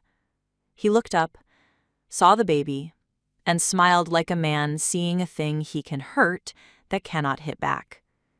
Move, Elijah said at his side, voice low and very nearly kind. You're in the way of a woman and a child. That used to mean something to you. Abner didn't move. A child of sin, he said, so softly that the words slid on the wood like oil. We have rules. Rules catch men when love fails, Elijah said, and his voice broke on the old lesson, and the breaking made the next words true. Love failed tonight. Rules don't get to follow. Abner tilted the lantern. The flame leaned up the stairwell as if eager to meet the thing it had missed on its first try. Hollis did not hesitate. He stepped onto the stair so his body filled half the passage. He looked at Abner like a man looking at a nail that had ruined too many boots. Put it down, he said. Make me, Abner whispered, and this time the whisper was stronger than any shout he had spent tonight. He set his foot on the first stair, and the men behind him did the small forward motion men do when they haven't decided if they are a mob yet. Cal, Hollis said, without looking back. Behind Lyra. If she falls, you fall under her. Yes, sir, the boy said, already moving, already deciding that being a landing was as good a job as any on a night when things fell. Jeb, Hollis said. Door. I've got it, Jeb answered. Bread ovens open and close fast when they need to. A man learns. Abner lifted the lantern another inch and the flame ate oxygen and grew self-important. The stairwell's throat got tight. Lyra felt the air change on Junie's cheek. Abner, Elijah said, for the last time in a tone that would echo in his ribs for years. Don't. Abner did. He tipped the lantern and sent the flame toward the stair. It caught the bottom riser in a leap and ran laughing up the varnish. Men gasped. Not because it was wrong, they had been wrong all evening and no one had choked, but because it was ugly where everyone could see it. Ugly isn't tolerated in Dusthaven unless you dressed it right. Hollis stepped down into the new fire as if fire was a thing that could be reasoned with. He kicked the lantern sideways and crushed it under his heel before it could learn how to be another story. Flame climbed his trouser leg. He slapped it out with an economy that made Lyra dizzy with a sudden feral love for competence. Back, he said, to Lyra and to the baby, and to a future that would not survive if it learned the wrong lesson on its first night. They moved. The stairwell breathed smoke upward the way a rumor runs toward rooflines. Hollis took one more step down and found Abner's face 3 feet from his own. We finish this tomorrow, Abner hissed, spittle catching lamplight. You don't have a house, Hollis said, and something in Abner flinched at the precision. He stepped back 1 stair, not much, but enough to let the mob behind him see that a man can move and not die of it. Get out, Elijah said to the men, shock in his voice at how much this sentence belonged to him now. Go home, sleep, wake up more decent. They did, some of them. The rest drifted and did not know whether they had been dismissed or spared. Abner lingered. He lifted his empty hand like a man offering a blessing, and instead made a promise. Tomorrow. He said it again, but this time he said it to the baby. We name you. Junie hiccuped, and Lyra smiled, fanged. You can try. She arrived before any of your words did. Abner's eyes narrowed, weighing how much he could take for free. He found less than he wanted and stepped into the night with his ledger. They got Lyra across the street under a sky that had finally remembered stars. The boarding house took them in. Tansy led them to the back parlor, where the wallpaper peeled in polite curls and the settee had learned every kind of crying and kept its instructions. Lyra sank and did not fall. Junie slept like a saint who'd punched a demon and won.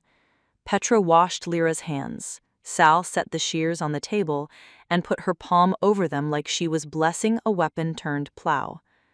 Hollis stood at the window and watched the seamstress's roof learn calm. He put his palm against the sill and traced the roughness in the paint, and wondered when he had last been in a room where the air said stay without meaning hold still. You'll sleep, Petra said, as if he were a stubborn apprentice.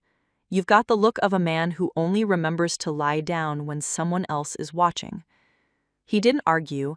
He sat in the chair by the window, the one Lyra had offered in a sentence that had quietly rearranged his bones, and felt the chair accept him without question. Wake me if the night remembers anything, he said, meaning the fire, meaning Abner, meaning grief. It will, Sal said. Nights don't forget, but it can wait one woman's nap. Lyra slept at last, not because the world was safe, but because it was safer, and a body that has worked earns its wages. Hollis listened to the slow, learning breaths of the baby, and the off-rhythm bell of the church, and the hoofbeats fading into whatever stories men tell themselves on the way home from almost being their worst. He drifted in the chair and saw Sarah. He always did when he let sleep come too near him, and he did not fight her face when it arrived. He let the memory take exactly the breath it needed, and no more. He had work tomorrow that wasn't penance, and he could afford to remember without drowning. The bell hiccuped to silence. The town settled into a bruised doze, and Hollis dozed too, and woke because the air changed again. Not smoke, not heat. Quiet. Too much of it. He stood and went to the door and opened it onto a hallway that had learned how to carry secrets. On the far side of the boarding house, a back window clicked. It was the sound a latch makes when a hand that knows it tells it to be quiet.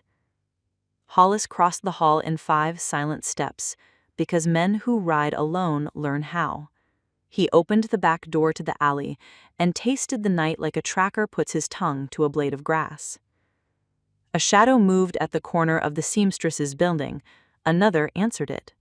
2 men. 3. A rope between them like a memory that hadn't learned a lesson. Hollis said over his shoulder, moving already, Sal, wake Petra, wake Elijah. Keep Lyra where she is. Don't open for any voice that does it that what you were called before you were married. What are you doing? Sal demanded, not asking to stop him, asking to know which prayer to use. Going to cut something that didn't belong to this town in the first place, Hollis said, and stepped into the alley. The men at the corner were fumbling with the back door of the seamstress's shop. They had chosen a time when fire wouldn't distract anyone, and noise would. Abner was not with them. He liked distance when he dirtied his hands. Evening, Hollis said politely as a closed fist. The men froze. One turned greased slow, lips peeling back from his teeth. We're closed, he said, and swung a short length of pipe in the air, like a man trying to teach fear to someone who had taught it to him first. Hollis didn't ask them to leave. He stepped forward and made the distance small and not their friend. The pipe whistled. He caught the wrist that wielded it and altered its plans. Wood against skull makes a sound you don't forget. He aimed it to the ground instead. Rope, he said, and the men didn't understand until he had them pressed against the brick in a way that made explanations obvious. The rope dropped. ugly in the lamplight, knotted wrong and too fast. His body remembered other knots. He kicked it into the ditch like something an animal had left behind. One man lunged and found Hollis's shoulder instead of his throat. Another reached for a knife and discovered Hollis's hand had a better memory than his. The third ran. Cowardice is the only discipline some men practice. He ended the fight without flourish and with exactly as much harm as the men had brought with them, and one piece of advice handed back like change. "Don't come to a woman's door with a rope," he said evenly. "You make something with your hands, or the next time your hands will learn a different kind of still." And then the lintel above her head cracked. The sound was a dry, decisive pop that cut through the alley's clatter and the thin ribbon of Junie's cry. Lyra's fingers tightened on the chipped sill. The wood gave another complaint, older, deeper, and in the space of a half-breath the ledge tilted. She didn't think. The body that had remembered birth without permission remembered balance the same way. Her bare toes clenched wood, then air, then the rained, warped lip of the seamstress's awning. The canvas dipped hard, a sudden hammock. The nail at one corner shrieked in metal pain as it chose loyalty over obedience. Lyra slid, grabbed the awning's edge, and found nothing but wet canvas and the night's sweat. "Lyra!" Sal's voice from somewhere below, close, furious, afraid for her without letting fear choose the words. The awning tore. Lyra fell. Arms moved under her before the ground did. Cal's pipe clanged off the cobble as he tossed it aside, and he and Jeb stepped into the shadow of her fall without conferring. They didn't catch so much as redirect, the way Hollis had done on the ladder, turning the drop into a rough swing that brought Lyra to her knees instead of to the ground with the wrong angle in her leg. Her ankle went white hot and then hard with pain. She tasted copper and went still around the baby-shaped emptiness on her chest. The emptiness roared. "Junie," she said into the ground. She tried to stand and couldn't, and tried again and did, because the algebra of love is simple even when the math of the body is complicated. "Junie!" Cal's hand was under her elbow before she could shake him off. "He ran toward the livery," the boy said, breathless, words tripping over each other in their race to be used. "Hollis is—" "I know where he is," Lyra said.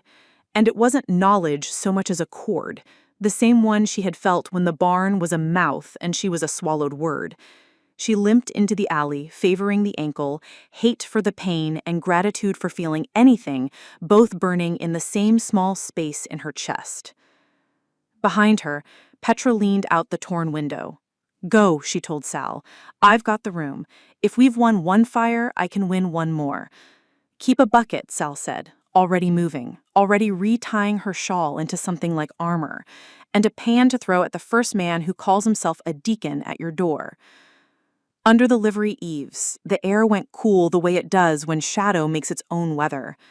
The resin smell lay thick, night sweet, and danger thick, caught in the damning geometry of stacked barrels and harness pegs and a single broken wheel propped like a half-prayer against the wall.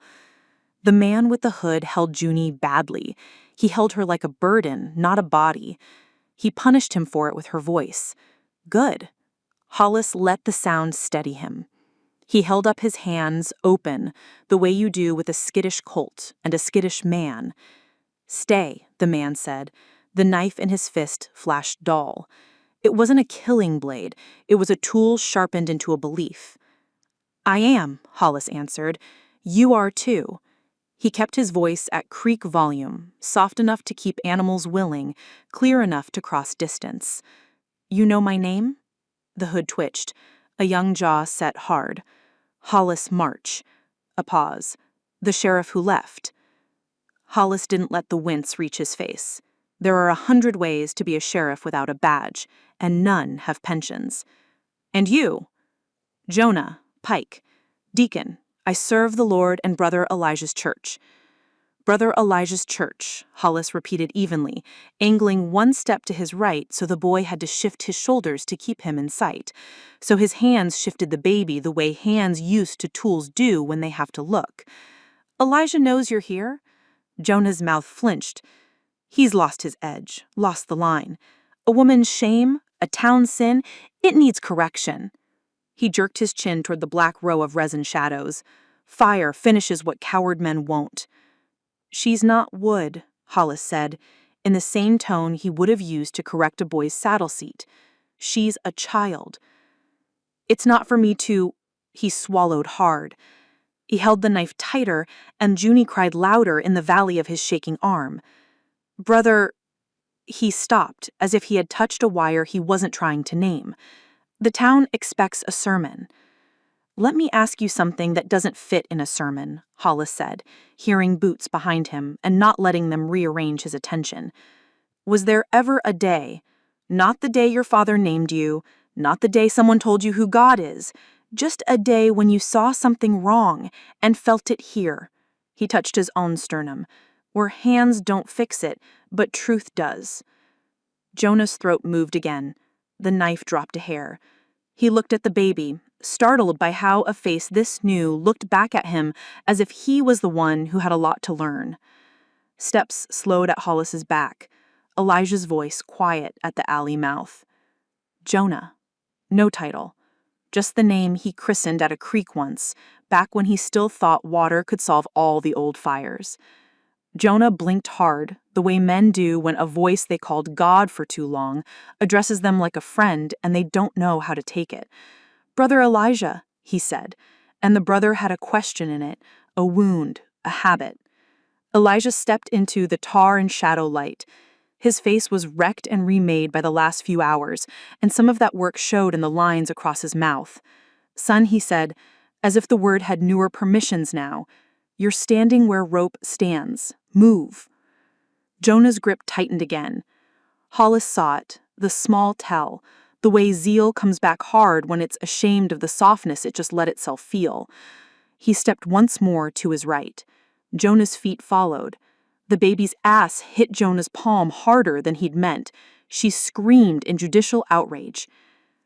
Take me, Lyra said, from the mouth of the alley, voice sliced down to wire so it could carry. Leave her. Jonah flinched hard enough to show 20 years he hadn't lived yet. Lyra limped into the livery shade and did what no sermon expects. She made no case. She gave no excuse. She didn't beg. She put her hands up, empty, palms toward her child, and let the love in her face name her as surely as any census. Here, she said to her daughter, not to the knife. Here, Junie, here. Junie turned her head awkwardly toward the sound and made the small, wet, infuriated fish mouth that belongs to all newborns and some politicians. Jonah wavered. Hollis shifted again, closer to a wall where a hay hook hung idle. His left shoulder still burned from earlier. His right hand still knew its work. Jonah, he said, as softly as a lie and twice as dangerous. If your God is worth the breath you spend on him, he is not asking you to start your first true act of faith with a murder. Put the knife down. Jonah's eyes flared. It isn't murder to prevent sin. It is always murder to kill love, Elijah said. And in the quiet after, even Abner Creed, watching from farther off, wrapped tight in the shadow of a post like a man hoping darkness might take his shape as its own and absolve him, felt something splinter inside his chest. The knife drooped 2 inches. Hollis measured distance. He didn't do the thing he could do and end Jonah where he stood. He moved like the man he had decided to be all night, exact, fast, and in debt to life instead of death. He lifted his left hand, naked, open, and let Jonah's eyes track it. While that part of the young man's mind followed the obvious, Hollis's right hand snatched the hay hook from its peg, flipped it backward to make a blunt thing of a sharp one, and swept it low. The curved iron caught Jonah at the back of the knee. The leg folded, the arm's knife flung upward by reflex instead of down. Hollis stepped in, twisted Jonah's wrist, not cruel, just final, and the knife clattered into tar. Lyra moved. She didn't run, she didn't need to. She did exactly the right thing at the right speed, and went to her daughter without giving Jonah's fear a chance to explain itself again. She took Junie, the bundle heady and light at once, and backed 3 steps as if distance from the man who had touched her child was part of a sacrament. Jonah went to hands and knees. The sound he made wasn't pain, it was a man's belief dying in his throat at last. Elijah got there on the slow, mortal legs he had been given, and he had tried to outrun with righteous words for too long. He knelt so his eyes were level with Jonah's. "Son," he said, and this time the word wasn't a claim or an instruction. "You come to church in the morning. You bring your shame and leave it where I can see it. You let me bring mine. We'll start over. We'll use names that are true." Jonah's eyes flared. "It isn't murder to prevent sin. It is always murder to kill love." And in the quiet after, even Abner Creed, watching from farther off, wrapped tight in the shadow of a post like a man hoping darkness might take his shape as its own and absolve him, felt something splinter inside his chest. The knife drooped 2 inches. Hollis measured distance. He didn't do the thing he could do and end Jonah where he stood. He moved like the man he had decided to be all night, exact, fast, and in debt to life instead of death. He lifted his left hand, naked, open, and let Jonah's eyes track it. While that part of the young man's mind followed the obvious, Hollis's right hand snatched the hay hook from its peg, flipped it backward to make a blunt thing of a sharp one, and swept it low. The curved iron caught Jonah at the back of the knee. The leg folded, the arm's knife flung upward by reflex instead of down. Hollis stepped in, twisted Jonah's wrist, not cruel, just final, and the knife clattered into tar. Lyra moved. She didn't run. She didn't need to. She did exactly the right thing at the right speed, and went to her daughter without giving Jonah's fear a chance to explain itself again. She took Junie, the bundle heavy and light at once, and backed 3 steps as if distance from the man who had touched her child was part of a sacrament. Jonah went to hands and knees. The sound he made wasn't pain. It was a man's belief dying in his throat at last. Elijah got there on the slow, mortal legs he had been given, and he had tried to outrun with righteous words for too long. He knelt so his eyes were level with Jonah's. "Son," he said, and this time, the word wasn't a claim or an instruction. "You come to church in the morning. You bring your shame and leave it where I can see it. You let me bring mine. We'll start over. We'll use names that are true." Jonah looked up through hair stuck to his forehead with sweat. He saw Lyra not crying, not collapsing, not cursing him. He saw Sal behind her, feral with protection, but not gloating. He saw Petra with a hand on Lyra's back, steady. He saw Cal, trembling and trying not to, ready to be a landing again if he had to be. He saw Hollis, breathing hard, hay hook at his side like a shepherd's crook that had just done something more useful than a sermon. Jonah nodded once, slow. It was not consent. It was the first unpracticed motion of a man turning his head the other way. "On your feet," Hollis said. Not an order, an invitation to behave. Jonah stood. He looked like a boy who had been made to carry a load he finally named too heavy. He swallowed. "I thought." "Thinking is better with others," Sal snapped, "especially when you're bad at it." A laugh tried to happen in Hollis's throat and didn't, because some laughs have to wait until you make a place for them to sit. He stepped back, clearing space between Jonah and Lyra. "Go home," he told Jonah. "Sleep if you can. Sit up if you must. You'll need both for morning." Jonah went. He left the alley like a man who remembered his feet carried a weight he didn't respect enough. Abner melted the other way, and Hollis marked that too and knew that melting is not the same as leaving. Lyra didn't move for a long minute. She had her child, and she had her bones, and she had a town that wanted a new story and an old score at the same time. She breathed until the ache in her wrists became tomorrow instead of now. "May I?" Hollis asked, and she didn't need to ask what. She nodded slow. He put his palm under Junie's head, a small half-weight that rearranged every muscle in his forearm, as if to write a letter he had been dictating to himself for years. Junie opened one eye and closed it again, as if she had checked the room and found the air worthy for a second. Lyra's ankle screamed and quieted. The ground was a fact. So were the men in it. "Let's get you inside," Petra said, and the sentence carried them like a plank across the last bad water of the night. Dawn came in on its hands and knees, careful, feeling for ash. The seamstress's awning hung in a ragged shrug. The barn at the edge of town burrowed into its own black outline like a guilty conscience trying to hide in plain sight. The cottonwoods held steam in their skirts where the pitch had learned humility. Chickens tested the air like gossips sniffing for a story. Dust Haven, newly quiet, looked at itself. Elijah walked the street with a bucket in one hand and a rag in the other. He stopped wherever the night had written a wrong letter, and he scrubbed until the place remembered its own name. Men and women joined him as they woke and realized the work they had to own. Cal carried sand, for the place's water couldn't. Jeb brought a peel because habits make better tools than pride.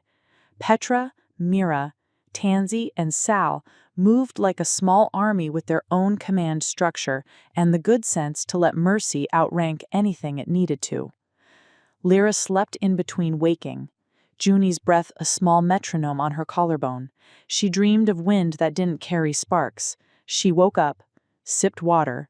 She slept again and dreamed nothing and felt grateful, as if she had been forgiven. Hollis didn't sleep. He sat in the chair by the window and watched the street for the kind of movement that shows a man the hours he isn't welcome in. Once, he walked as far as his horse and put his hand on the animal's neck and took that warmth back to the chair. Once, he went to the creek and washed tar from his hands and saw his face in the water, and let it be a stranger he still trusted. The sun made a pale attempt through smoke and found enough of a blue to claim the day. Church bells spoke, not the offbeat clang that had watered the town's Sundays for years, but a careful, deliberate tone. Elijah stood at the rope and set a cadence that said, "We are coming, we will sit, we will listen, we will speak and not burn." By the time Lyra could walk, aided by a stick and a hand, the street was a slow river of people moving toward the church. Some wore work clothes. Some wore their idea of dignity. A few wore their shame so openly it passed for bravery. Abner Creed stood by the steps, buttoned tight into a coat that didn't fit his new ribs, face shaved too close, eyes bright and clipped. Jonah Pike stood at the side door, hat in his hands, hair combed like he'd been taught by a woman once who had since died. Jeb and Cal flanked the aisle like the world's strangest ushers, their faces set in a way that made men sit straighter when they walked past. Hollis went in with the women and sat 2 pews back into the left where he could see both door and pulpit and the window that would be easiest to break if the building turned on them. Old habits die when they get to choose the graves. He folded his hands to keep them from rehearsing. Elijah climbed the steps. He didn't carry a Bible. He carried a basin. Water flashed in it, ordinary as tears.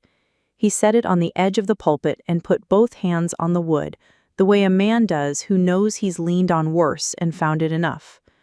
"We were wrong," he said. No flourish, no throat clearing. The sentence fell into the room like a bucket into a well and came up heavy. "We were wrong last night and nights before it. I was wrong years ago when I let my brother lead where I should have stood in the door and said no. I've said God where I meant fear. I've said sin where I meant shame. I've said law where I meant my comfort. I am sorry." He bowed his head, and the room didn't know what to do with its own breath. Then Sal, from the back, let hers out in a single fierce exhale, and the spell broke the way a thin glass window breaks when truth throws a stone. Abner coughed, theatrical as a man who has confused a stage with a floor. "Brother Elijah," he began, voice smooth, eyes inviting the room back into the old choreography. "If I may—" "Not yet," he said without looking at him. "You may when I'm done loving my town in front of you." A few men looked at their boots and smiled small in a way they would later deny. Abner's knuckles went white on the pew in front of him. Elijah lifted the basin and set it at the front of the aisle.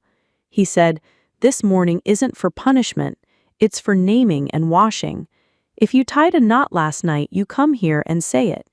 If you opened a door you should have held, you say it. If you picked up a lantern because you like how it made your face look big, you say that. Then I'll say you are forgiven if Lyra Mayhew doesn't mind lending me the true authority to say it." All eyes turned.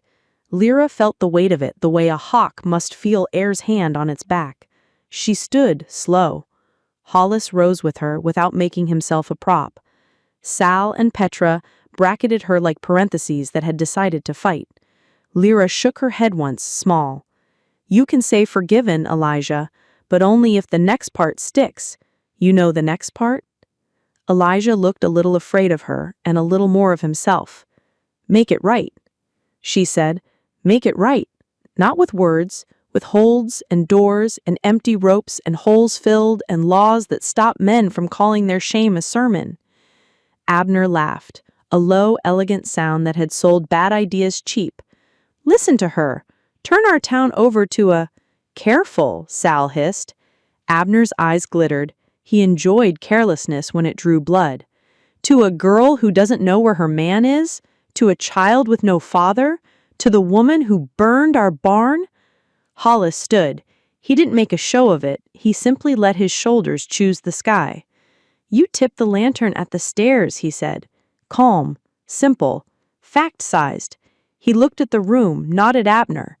"If you want to call me a liar, do it after the boy who opened the doors says what he saw." Cal's mouth dried. It didn't matter.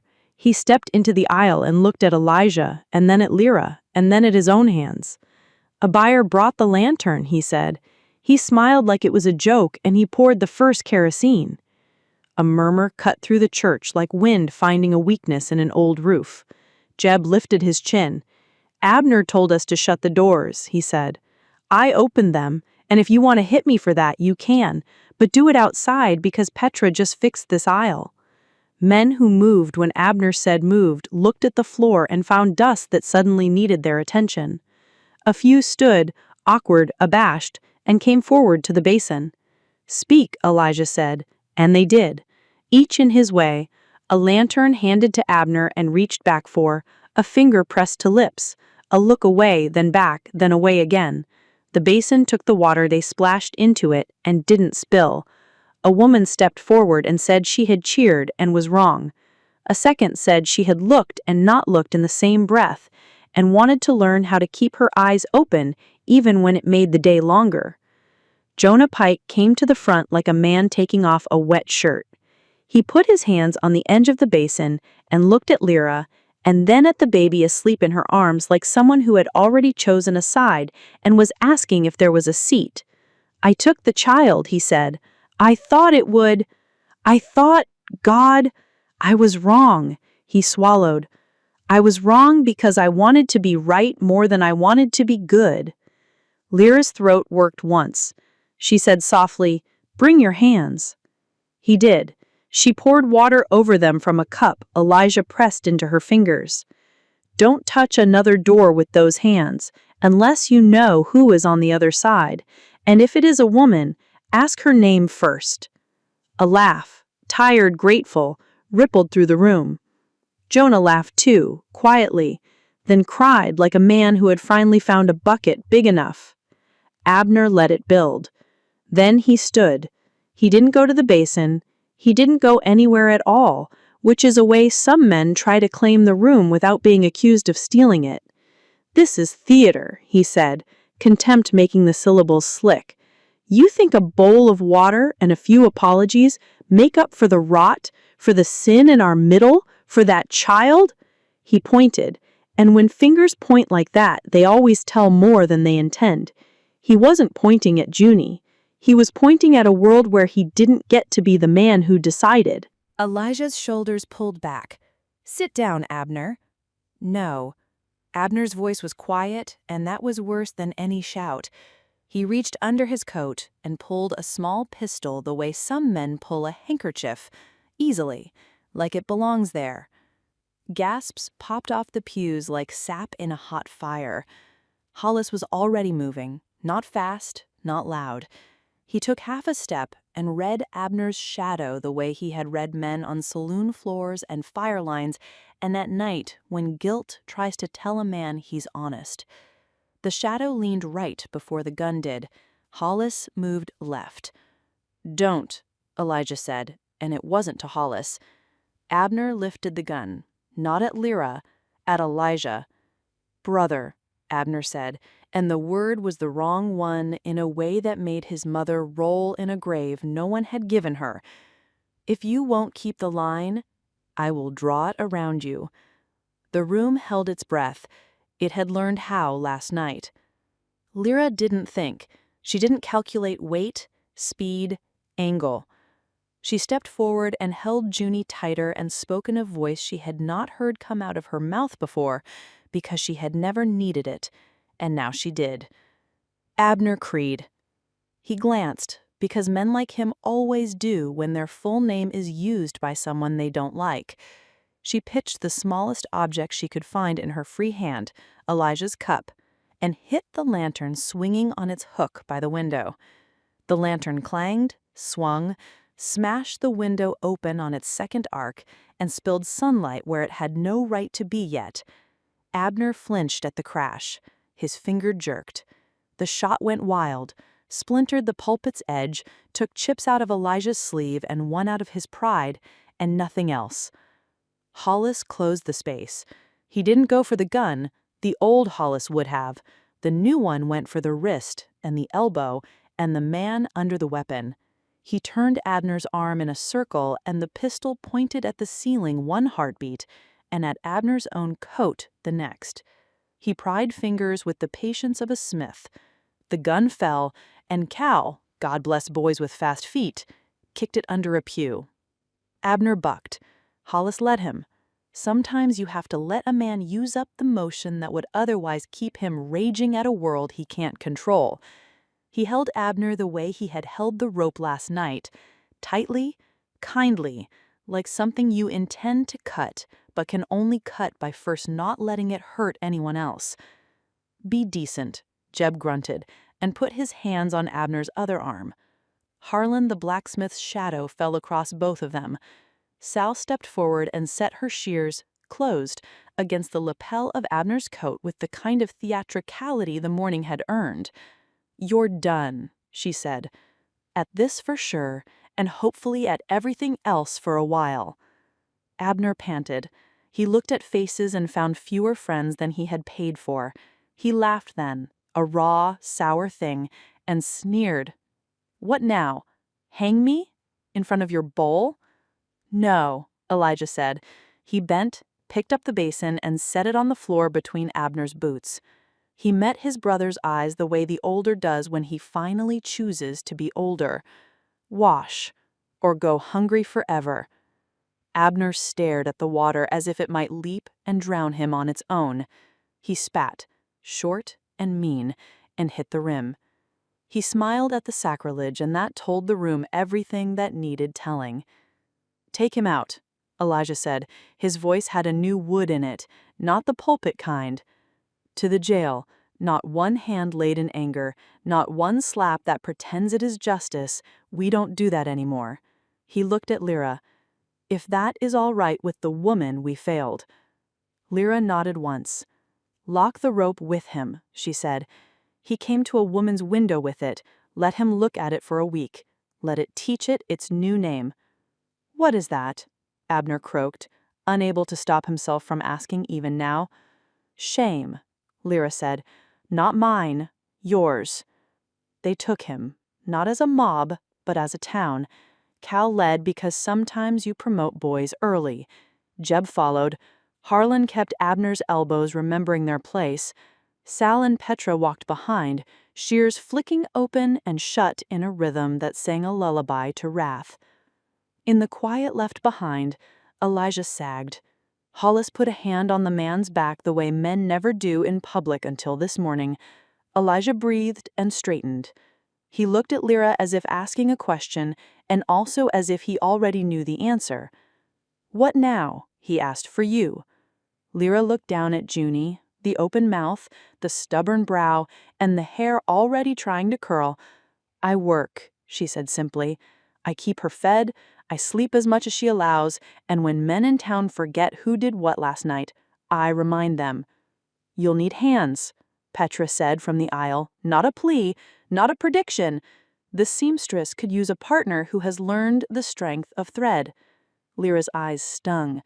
"I don't know how to cut a dress," she said. "Only a rope." "That's a seam," Petra said dryly. "The rest we can teach." "Boarding house has a room," Tansy added, "until the awning's fixed. Free for a month if you let me learn that tea you made out of murder." Lyra laughed. It wobbled and held. "Deal." Elijah lifted the basin again. "One more thing," he said, and his voice went soft enough to be trusted. "A name, if you'll have it in public. Not because we own it, but because it helps the town move its mouth right." Lyra looked at Hollis without meaning to. His eyes didn't flick away like a shy boy's or hold hers like a claim. They stayed where they were and offered steadiness across a small distance. She looked down at her daughter and found the word waiting in the warm dip between collarbone and chin. "Juniper," she said. "Juniper Mayhew. Junie." Elijah's mouth broke into something that looked like rain finally deciding to happen. "Juniper," he said, and dipped his fingers in the basin and touched a little water to the child's brow, not because he thought she needed saving, but because he needed something to do with his hands that wasn't holding a rope or loading a gun. "May you grow where other things refuse. May your shade cover men who finally learned better." He looked up at Lyra. "May I say that part?" "You may," she answered, but what she meant was, "You may learn. You may keep learning. You may borrow my child as a lesson when your own words run dry." The church breathed out, the way watched rooms do when the test is over. The room didn't feel clean. Clean is a lie after a night like that. It felt honest. Honest is harder and keeps longer. They didn't leave it on a sermon. Dusthaven went to work in the way that matters. Men took down the charred rafters of the barn and reused what would bear weight. Women boiled pitch-off stones with lie and language. Children were put to carrying messages and discovered their legs loved it. A list went up on the boarding house wall titled, "Things We Forgot," and no one laughed at it when Sal wrote the first line, "Ask names first." Jeb, Harlan, and Cal built a new awning at the seamstress with a pitch line you could eat off of. Petra taught Lyra how to cut patterns on paper and do them wrong 3 times before doing them right once. Lyra learned scissors have their own temper and that a stitch pulled patient and steady could hold something larger than cloth. Hollis found himself in odd corners fixing hinges and pulling nails and showing Cal how a boot sits on a stirrup without teaching a boy's need to believe it has to be cruel to be strong. He did not go far. He helped Elijah write a letter to a circuit judge who might wander through in 3 weeks and told the truth in it, even where it hurt Elijah more than it helped him. He stood at the creek with Jonah Pike and let them both be quiet enough that apology could dry slowly and not crack. Abner Creed lasted 2 days in the cell before he demanded a hearing and got one he didn't like. No one hit him. No one shouted. Elijah read the list from the boarding house wall aloud line by line, and Abner hated that each line was a piece of furniture he had knocked over with his mouth. "You can leave," Elijah told him, hand on the key that could turn one way or the other, "but you don't return with a rope or a sermon. You return with water and a broom. You don't say we when you mean I. You go to the far farm and labor until the mill needs pitch again. You bring barrels that won't burn our children." Abner sneered. "And if I don't?" Hollis March stepped into the door and found himself tired of speaking for once. "We'll make you," he said, without heat, certain in a way a man only gets after he's watched a town stand up with him. Abner left. He took his ledger with him and found the columns coming out wrong in a way money couldn't fix. The day went on. It had the indecency to be beautiful in the way days often are after they've nearly killed you. Lyra sat on the boarding house steps with her ankle up and her daughter asleep, and watched men build and women rule, and boys run, and didn't think about the way her wrists would always know rope without looking. She thought, instead, about measuring dresses, about threading a needle with a sleeping baby on her chest without stabbing either of them, about asking Hollis if he meant to stay, and what that might mean if the answer was yes. Hollis finished planing a broken door that had been made small by fear and too tight by a man who didn't trust air. He set it back on its hinges and made sure it swung easy and held where it should. He stood there with his hand on the latch and felt the oldest itch, the one that says, "Saddle the horse and count your dead alone where no one can disagree with you." He looked up. Lyra was watching him. Not the way women watch where they've been told to stand, the way a person watches the weather to see if it means to keep its word. He crossed the street and sat on the step below her. He didn't touch the child. He didn't touch Lyra. He did the more radical thing and sat where she could see him without leaning, so the choice to reach for anyone would be hers. "You'll be wanted," she said, because shyness had ever paid her rent. Men who hear the story will come to test it, the ones who wish the shadow had stayed a shadow. "I know," she said. It wasn't bravado, it was inventory. "They'll come and I'll be here, not behind a bar, not swinging a gun. Here. If they need a door planed, I'll fix it. If they need to be told no, I'll do that too. If they need water, I'll carry it. If they need a sermon, I'll point them at Elijah on his better days." The corner of his mouth turned. "If they need a fight, I'll ask them who they are. Sometimes that's enough." "You'll stay," she said. She tasted the word before she gave it permission to exist. It tasted like juniper and creek, and smoke bled thin by morning. "I will," he said. "If you'll let me sit in that chair by your window sometimes. If you'll let me tell your daughter a story where she gets to be the person who decides, not the person decided about." "She'll tell you stories soon enough," Lyra said. "You can sit and learn them." He nodded. He looked at Junie. He didn't have a wish for her he trusted yet, so he borrowed Lyra's and put his hands around guarding it. At noon, Elijah walked to the creek with the basin because some old motions can be used to carry new things. He dipped the bowl and turned back towards the church, and then changed his mind and turned towards the seamstresses because he had learned that sanctuaries are where women keep keys. He knocked on Petra's door and did not step in when she bade him. He asked permission to sit and did when she said yes.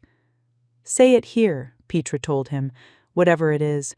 I'll tack it to the wall with a pin and we'll see if it holds." Elijah laughed, a small sound like a younger brother only just being permitted to visit. He came to say a vow and to ask if vows are larger or smaller than I always made them. "Smaller," Petra said, "and truer. Make one you can keep in the afternoon when you're tired and the coffee is old, then keep it." He nodded. He looked at Lyra and then at the basin and then at the door. "I vow," he said, eyes on the wood because it had held more weight this morning than he had, "to say I when it's me and we when I've earned it. I vow to open doors more than I close mouths. I vow to ask names first. I vow to never let my brother speak for God again." He swallowed. "And I vow to carry a bucket before I carry a book." Sal clapped once, sharp, as if this were not a sanctuary at all but a theater where the actor had finally found his line. "We'll hold you to it," she said, "with pins." Toward late afternoon, men laid the first new beam across the skeleton of the barn. Children who had not slept in their own beds the night before, dizzy with the glamour of emergency, finally sagged at tables and let soup defeat them. Jeb carried a tray to the jail without comment. Harlan hammered a sign into the ground by the church door that said in Sal's print, "No ropes." The boy cow stood beneath it and looked up at the letters, like a man who had climbed a hill and was taking a second to admire the view before he kept walking. Lyra slept and woke, and mended her ankle with rest and the kind of stubborn that stitches itself into a woman and never quite comes out even when her hands are still. Junie squeaked and snored, and once smiled without meaning to, a reflex that made 3 grown adults conspire to make it happen again and fail because babies do not perform. Hollis fetched a small crate from his saddlebag and set it on Petra's table. Inside lay a length of narrow leather that he had carried in a pocket for too many miles, and a small piece of silver hammered thin and punched with a hole. "For her," he said, and then, at Lyra's look, added, "For when she is old enough to hate necklaces and then old enough to ask for the story anyway." Lyra picked up the silver, light as regret. The surface was scratched, honest. He'd worn it once on a string and taken it off when he had decided not to belong to any badge anyone wore. He kept it, not because he wanted to go back, but because sometimes a man needs to remember what his hands can hold without hurting. "She'll throw it in the yard," Lyra said, half smiling. "Then we'll find it when she wants it back," he said. The door opened without knocking, because new vows take time to stick, and Cal stuck his head in, hat in both hands. "Elijah says if any of you want to come to the creek, he's going to say the new words out loud where water can hear them. He said to bring babies if you have them and rope if you used to." Sal snorted. "Man finally learned my style." She grabbed the old coil Petra had kept for hauling bolts of cloth and slung it over her shoulder like a dragon with its neck broken. They walked, all of them. It wasn't a procession, and it wasn't not one. It was a town going to the place where it used to pretend only one kind of story could be told, and finding out there was room for more. At the creek bend where the cottonwoods stood with their new humility, Elijah set the basin on a rock and stepped back from it as if making space for other feet. He looked at Lyra. She looked at the water and then up into the leaves and saw where the sun had burned holes last night and where new green would come, and let herself be tired in public because that is also a vow. "Say it," Sal ordered Elijah, "because men need instructions even when they've done the hard part of learning to want them." Elijah took a breath. No book, no raised hands, just a voice.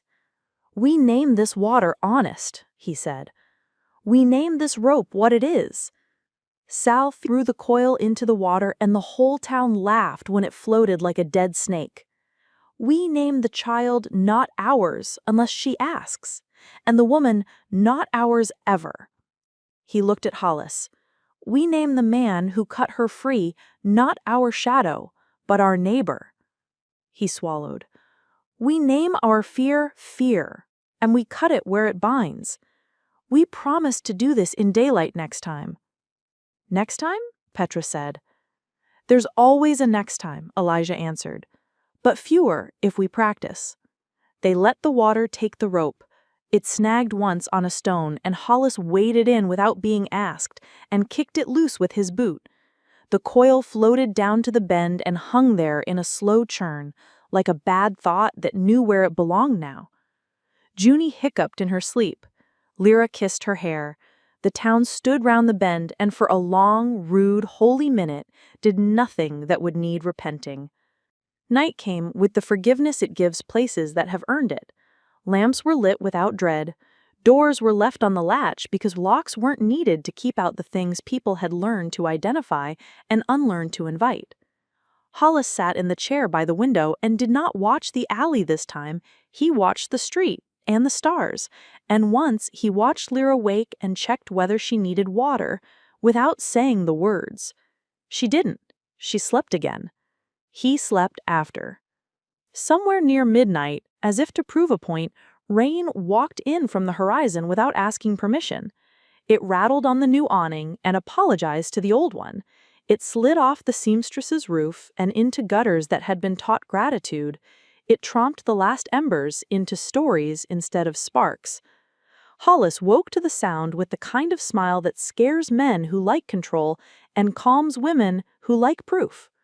He lay back and listened until the rain spoke in his bones, and then he turned his head on the chair back and fell into a sleep that was not a man standing guard, but a man permitted to keep watch and doze like any other human. Morning again, and a different kind of light. Lyra's ankle took her weight without an argument so loud it needed neighbors. Junie woke and conducted a small symphony with her hands that brought tears to Petra's eyes and made Sal sniff in a way she would later blame on dust. Hollis went to the jail with Elijah and unlocked it, because locks mean two things, and both had to be used for right now. Abner had gone. He'd taken his ledger and left his coat, and there was something odd about the way the coat hung, as if it expected a man to come back and wear it badly again, and had decided to learn to be a rope instead. Elijah shut the door and hung a sign on it, "Used for drunks, not for cowards." Petty, Sal remarked when told. Appropriate. Work bloomed. You could hear it. Lyra stitched a hem and then pulled it and stitched it again, and learned the particular joy of a line that lies flat, and a woman who tries a dress on and looks at herself one beat longer than she has any right to. Hollis shaved and did a bad job and did not care. Cal asked if he could ride Hollis's horse, and Hollis said yes, then taught him first and made sure the yes did not come with an injury. Elijah took his basin home and put it on a shelf next to a book and a rope end, and decided to let his house teach him its inventory until his mouth learned to match it. By noon, the barn had the first shape of a barn again. Lyra stood in the doorway of the seamstress and watched the way men looked at it, proud, tired, chastened, and then she looked at Hollis, and he felt the look and found himself willing to sit a while a woman measured patterns on paper and turned them into what people would wear to be seen by their neighbors without shame. "Come here," Lyra said, and he did. She held up a strip of cloth with chalk lines and asked him if the angle looked right, because she understood that dignity is a shared tool and needs handing back and forth. He looked, he thought, he answered, she adjusted, and they kept their stations. Neither felt small. The day would bring trouble again someday. Abner would try to come back with a different word for the same old wound. Some men would listen, and some would not. Someone would forget to ask a name first and be reminded. Not today. In the cracked heart of Dust Haven, where trouble had ridden in with the wind and found itself outnumbered at last, the barn grew back, the awning stitched its own apology with new nails, and a chair by a window learned to hold two kinds of tired. Lyra Mayhew tied new knots, on thread ends, on ribbons that kept Junie's blanket from falling, on promises that didn't require fire to keep. Hollis learned to count in other columns, to measure distance in doorways, to read shadows that came at noon and were not angry, and to put his gun where it belonged, in a drawer dusted more than opened. On a night weeks later, when wind rattled the shutters just enough to make old scars listen up, Junie woke and wailed the kind of wail that says, "Teeth are beginning," or "the world is ending." It's hard to tell the difference at that hour. Lyra rocked her, humming something her mother had sung about bread and fields. Hollis sat up and listened and didn't offer to fix it, because some things are not his to repair. He got up anyway and lit a lamp and warmed water and handed it over and stood in a doorway like a hinge that worked. The wind died, the lamp burned low, Junie drifted. Lyra looked up and found Hollis there and did not startle because that had become the point. She said, "We saved it." "The town?" he asked. She said, "The name." She said, "Mine." She put her palm to her daughter's back. Hers. She glanced at him and smiled in a way that gave him permission to hear what she didn't say. "Yours if you keep choosing it." He nodded. "I will." She believed him. The rain 2 nights before had shown her how weather means it sometimes. The rope under the bend had shown her what water can be made to do. Outside, somewhere far beyond the cottonwoods, a man with a ledger discovered he had written his sums in disappearing ink. He turned his horse towards a town that did not owe him welcome and found that his horse loved water more than rope. He would come back, probably. He would find a different word and try to make it fit. He would discover he was late. Dust Haven slept and woke and went on. It remembered the night it nearly became a story people told to warn their children, and instead became a story people told to teach them how to stand in a doorway and say no without a gun. Lyra's wrists healed into pale rings that were not bracelets. Junie grew into her name in small daily ways, chewing on twigs she shouldn't, stubborn about light, alive in poor soil. Hollis planed 3 more doors and purchased, from Petra, a shirt that didn't fit him right until Lyra took it in with pins and, laughing, stabbed him twice exactly where he needed it. Some legends fade slower than scars. This one did not fade so much as settle, into wood, into the chair by the window, and into the awning's shadow on the street at noon. The stranger who had cut a girl free and then refused to be anyone's shadow sat on the steps and learned the names of every child who ran past, and the names of their dogs too, because dogs come when called, and men should make it as easy for themselves. Under the creek bend, the rope finally sunk. Cal saw it go and told no one, because some news is better kept in a pocket and taken out on days when men forget what water can be made to do. And when a dust devil spun down the main street one late summer afternoon and lifted old papers and ash and laughter into its column, Lyra looked up from her needle and watched it whirl. She thought of the fire that had nearly made a liar of the town, and of the new vows that had taught Dusthaven how to stand where it was and say the names of its people without trembling. She kissed her daughter's hair, and for the first time since rope had touched her skin, she let herself say in the quiet of the seamstress's room what she had earned with every bruise and breath. "We are safe."